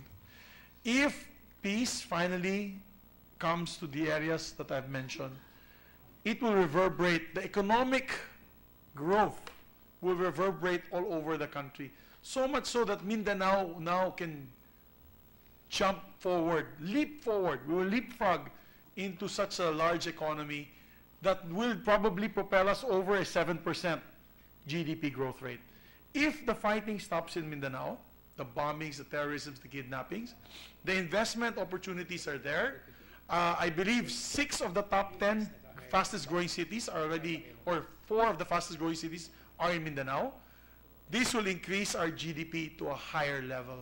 Maybe we might even reach 8% because of the fighting, inshallah. We'll be able to reach 8%. So, yun na po ito Mr. President. We need to sacrifice a bit. At the same time, we need to also invest. And that's why in our discussions earlier with Senator Ralph, I asked Senator Ralph to be a bit liberal when it comes to the spending, Mr. President, because he's looking like an accountant. Alam mo naman, Senator Ralph, sa budget hearing, yan ang pinakamatagal, makipagdebate sa atin. I said, let's be a bit liberal on this because they're playing catch-up to development. They're probably 20 years behind. And it's a multitude of reasons, conflict, corruption, which we're trying to address now with this version of the BBL. On the corruption side, if on a later note or a later hour or on a later time, we can discuss the specific provisions that we had placed in pre-audit mechanisms. Yeah, we have safeguards, sir. We have pre-audit mechanisms, post-audit mechanisms. We set up the Bangsamoro Auditing Office in complement with the COA, Bangsamoro National COA that will be set up there. So we've had a long talk also with the COA commissioner, the COA chairman here, and he's looking forward to appointing somebody there to watch over the finances as well of the funds coming from national government. So marami tayong safeguards, sir. But then again, as I'd like to end my discussions whenever we're in the area, it's like giving them a brand new car. If they still elect the wrong driver to drive that car, that car is going to go over the cliff or enter the sea. So it's still them eventually when they elect their leaders that will make the decision to propel themselves forward. Well, thank you for the clarification, Mr. President, because in the first version, as I mentioned, there were questions on the constitutionality. At least that was clarified. And just for the record, Mr. President, I'd like to clarify that we are not anti-Muslims, no, because we were projected as such when we had apprehensions on the previous version of the BBL. And in fact, Green Hills in San Juan, we are the model wherein Christians and Muslims work harmoniously together. And in fact, we have contributed our economic development, a big part of our economic success because of the harmonious working relationship between Muslims and Christians. And we have proven that, no, that Muslims and Christians, when they work together, it can produce wonders. So again, thank you, Mr. President. Thank you, my colleague, my seatmate, for the clarification. Thank you for the questions, Mr. President. And just to quickly add that, I think also that it was good idea to appoint a BTC, Bangsamoro Transition Commission, that was very inclusive. They have members that are Christians. They had members that were IPs, non-Muslim IPs. There were members of the different ethnic groups like the Tausugs, Maranaos. It was an all-inclusive group. And they've learned, and MNLF and MILF, and they've learned the lesson of the last 3 attempts, Your Honor. I share the frustration of, like, for example, our Senate Minority Leader, Senate President, former Senate President Vilon. I mean, we were so close at one point in time, and it just slipped off our hands. So I'm hoping that this 17th Congress, we can really cement it. We can cement the peace process already in this particular area. And again, I'd like to thank my colleagues. Senator JV was there every day. We were having hearings. Senator Risa, she's already our muse, the beautiful muse who would always liven up our day, although we could not talk about any kalokohans in the airplane because she was with us all the time. And we'd like to thank the Secretariat who was with us as well. But most especially the BTC members that are here, Mr. President. We have Vice Chairman Iqbal is with us, together with the BTC members that are here. This fantastic set of individuals that I hope will be in the Parliament one day. Because, for example, Ma'am Raisa here, Jajuri, and Commissioner Latif are Bangsamoro women that they can be proud, the women can be proud of. Highly intelligent women, lawyers, and advocates of their region, Mr. President. If the Yes, sponsor Mr. doesn't President. mind, can I just ask a few questions? Absolutely, Mr. President. We've noticed the bill sometimes uses the term central government and then in some parts national government. Have you noticed that? Is that intentional or Central government, national. or overlooked? The wordings? Or is there a technical difference? There's an explanation according to them. It is. Let me just get the exact terminology, Mr. President. Yeah. Central government versus national government. Central government has been consistently adopted and used for more than 80 times in Republic Act 9054, or the ARM law, to refer to national government. Central government was used in the signing of the Tripoli Agreement in December 10, 1976. And in the CONCON deliberations in 1986, they utilized the word central government. But you know, in the proper time, Mr. President, Yes. we can just stick to one Yeah, because- utilization of national government. The Constitution uses national Yes, government. national government. So it says here lang, use of a Yes. central government is in keeping with asymmetric relations and is consistent with the decentralization of powers. But I think, what's in a name? For me, maybe we can discuss this further. Yes. But it's something we can discuss further, Mr. It will not be a deal breaker if someone will insist on consistency in usage of terms and we shift to national government. According to my my consultants here from the Bangsamoro Transition Commission, he's just being consistent with the CAB, or the Comprehensive Agreement on the Bangsamoro. So they appeal to have it kept, Mr. President. But the other side will also say it's being consistent with the words used in the Constitution. Yes, Mr. President. National government. That's subject for So, maybe another. Can you please take a look? Yes, at we'll that? look into that, Mr. President. In the concept of contiguous area, can two areas separated by a body of water be contiguous? Be considered to be contiguous? Let me look at the provision, Mr. President. This isn't the provision on territory. Yes, in territory. Well, Article 2, 3. for example, right now with the Basilan Sulu Tawi-Tawi, it's separated from Cotabato and Maguindanao and Lanao Sur. So it's possible, Yes. Mr. President. It's possible. We have the same interpretation. So Yes, sir. yes, the presence of a body of water doesn't mean that two areas are no longer contiguous. Yes, Mr. President. I agree.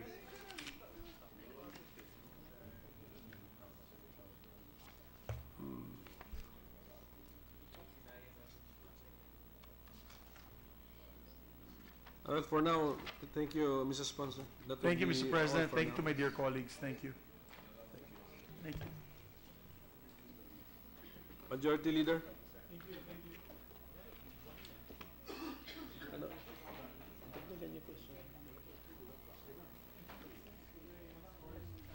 Mr. President, I move to suspend consideration of Senate Bill 1717. Any objection? Hearing none, approved. Mr. President, pursuant to Section 49 of Republic Act 10667, constituting the Congressional Oversight Committee on the Philippine Competition Act, may we ask the Senate President to designate the members of the said Oversight Committee, Senator Subiri as chair, and Senator Gatchalian representing the Committee on Economic Affairs, Senator Legarda, Finance, Senator Angara, and Senator Aquino as representative of the minority, Mr. President. So move. Yes, it is a good composition, so the Senate President agrees with the designation. Thank you, Mr. President. Mr. President, I move that we adjourn the session until 3 o'clock in the afternoon of Tuesday, March 13, 2018. Is there any objection? There being none, session is adjourned until 3 o'clock in the afternoon of Tuesday, March 13, 2018.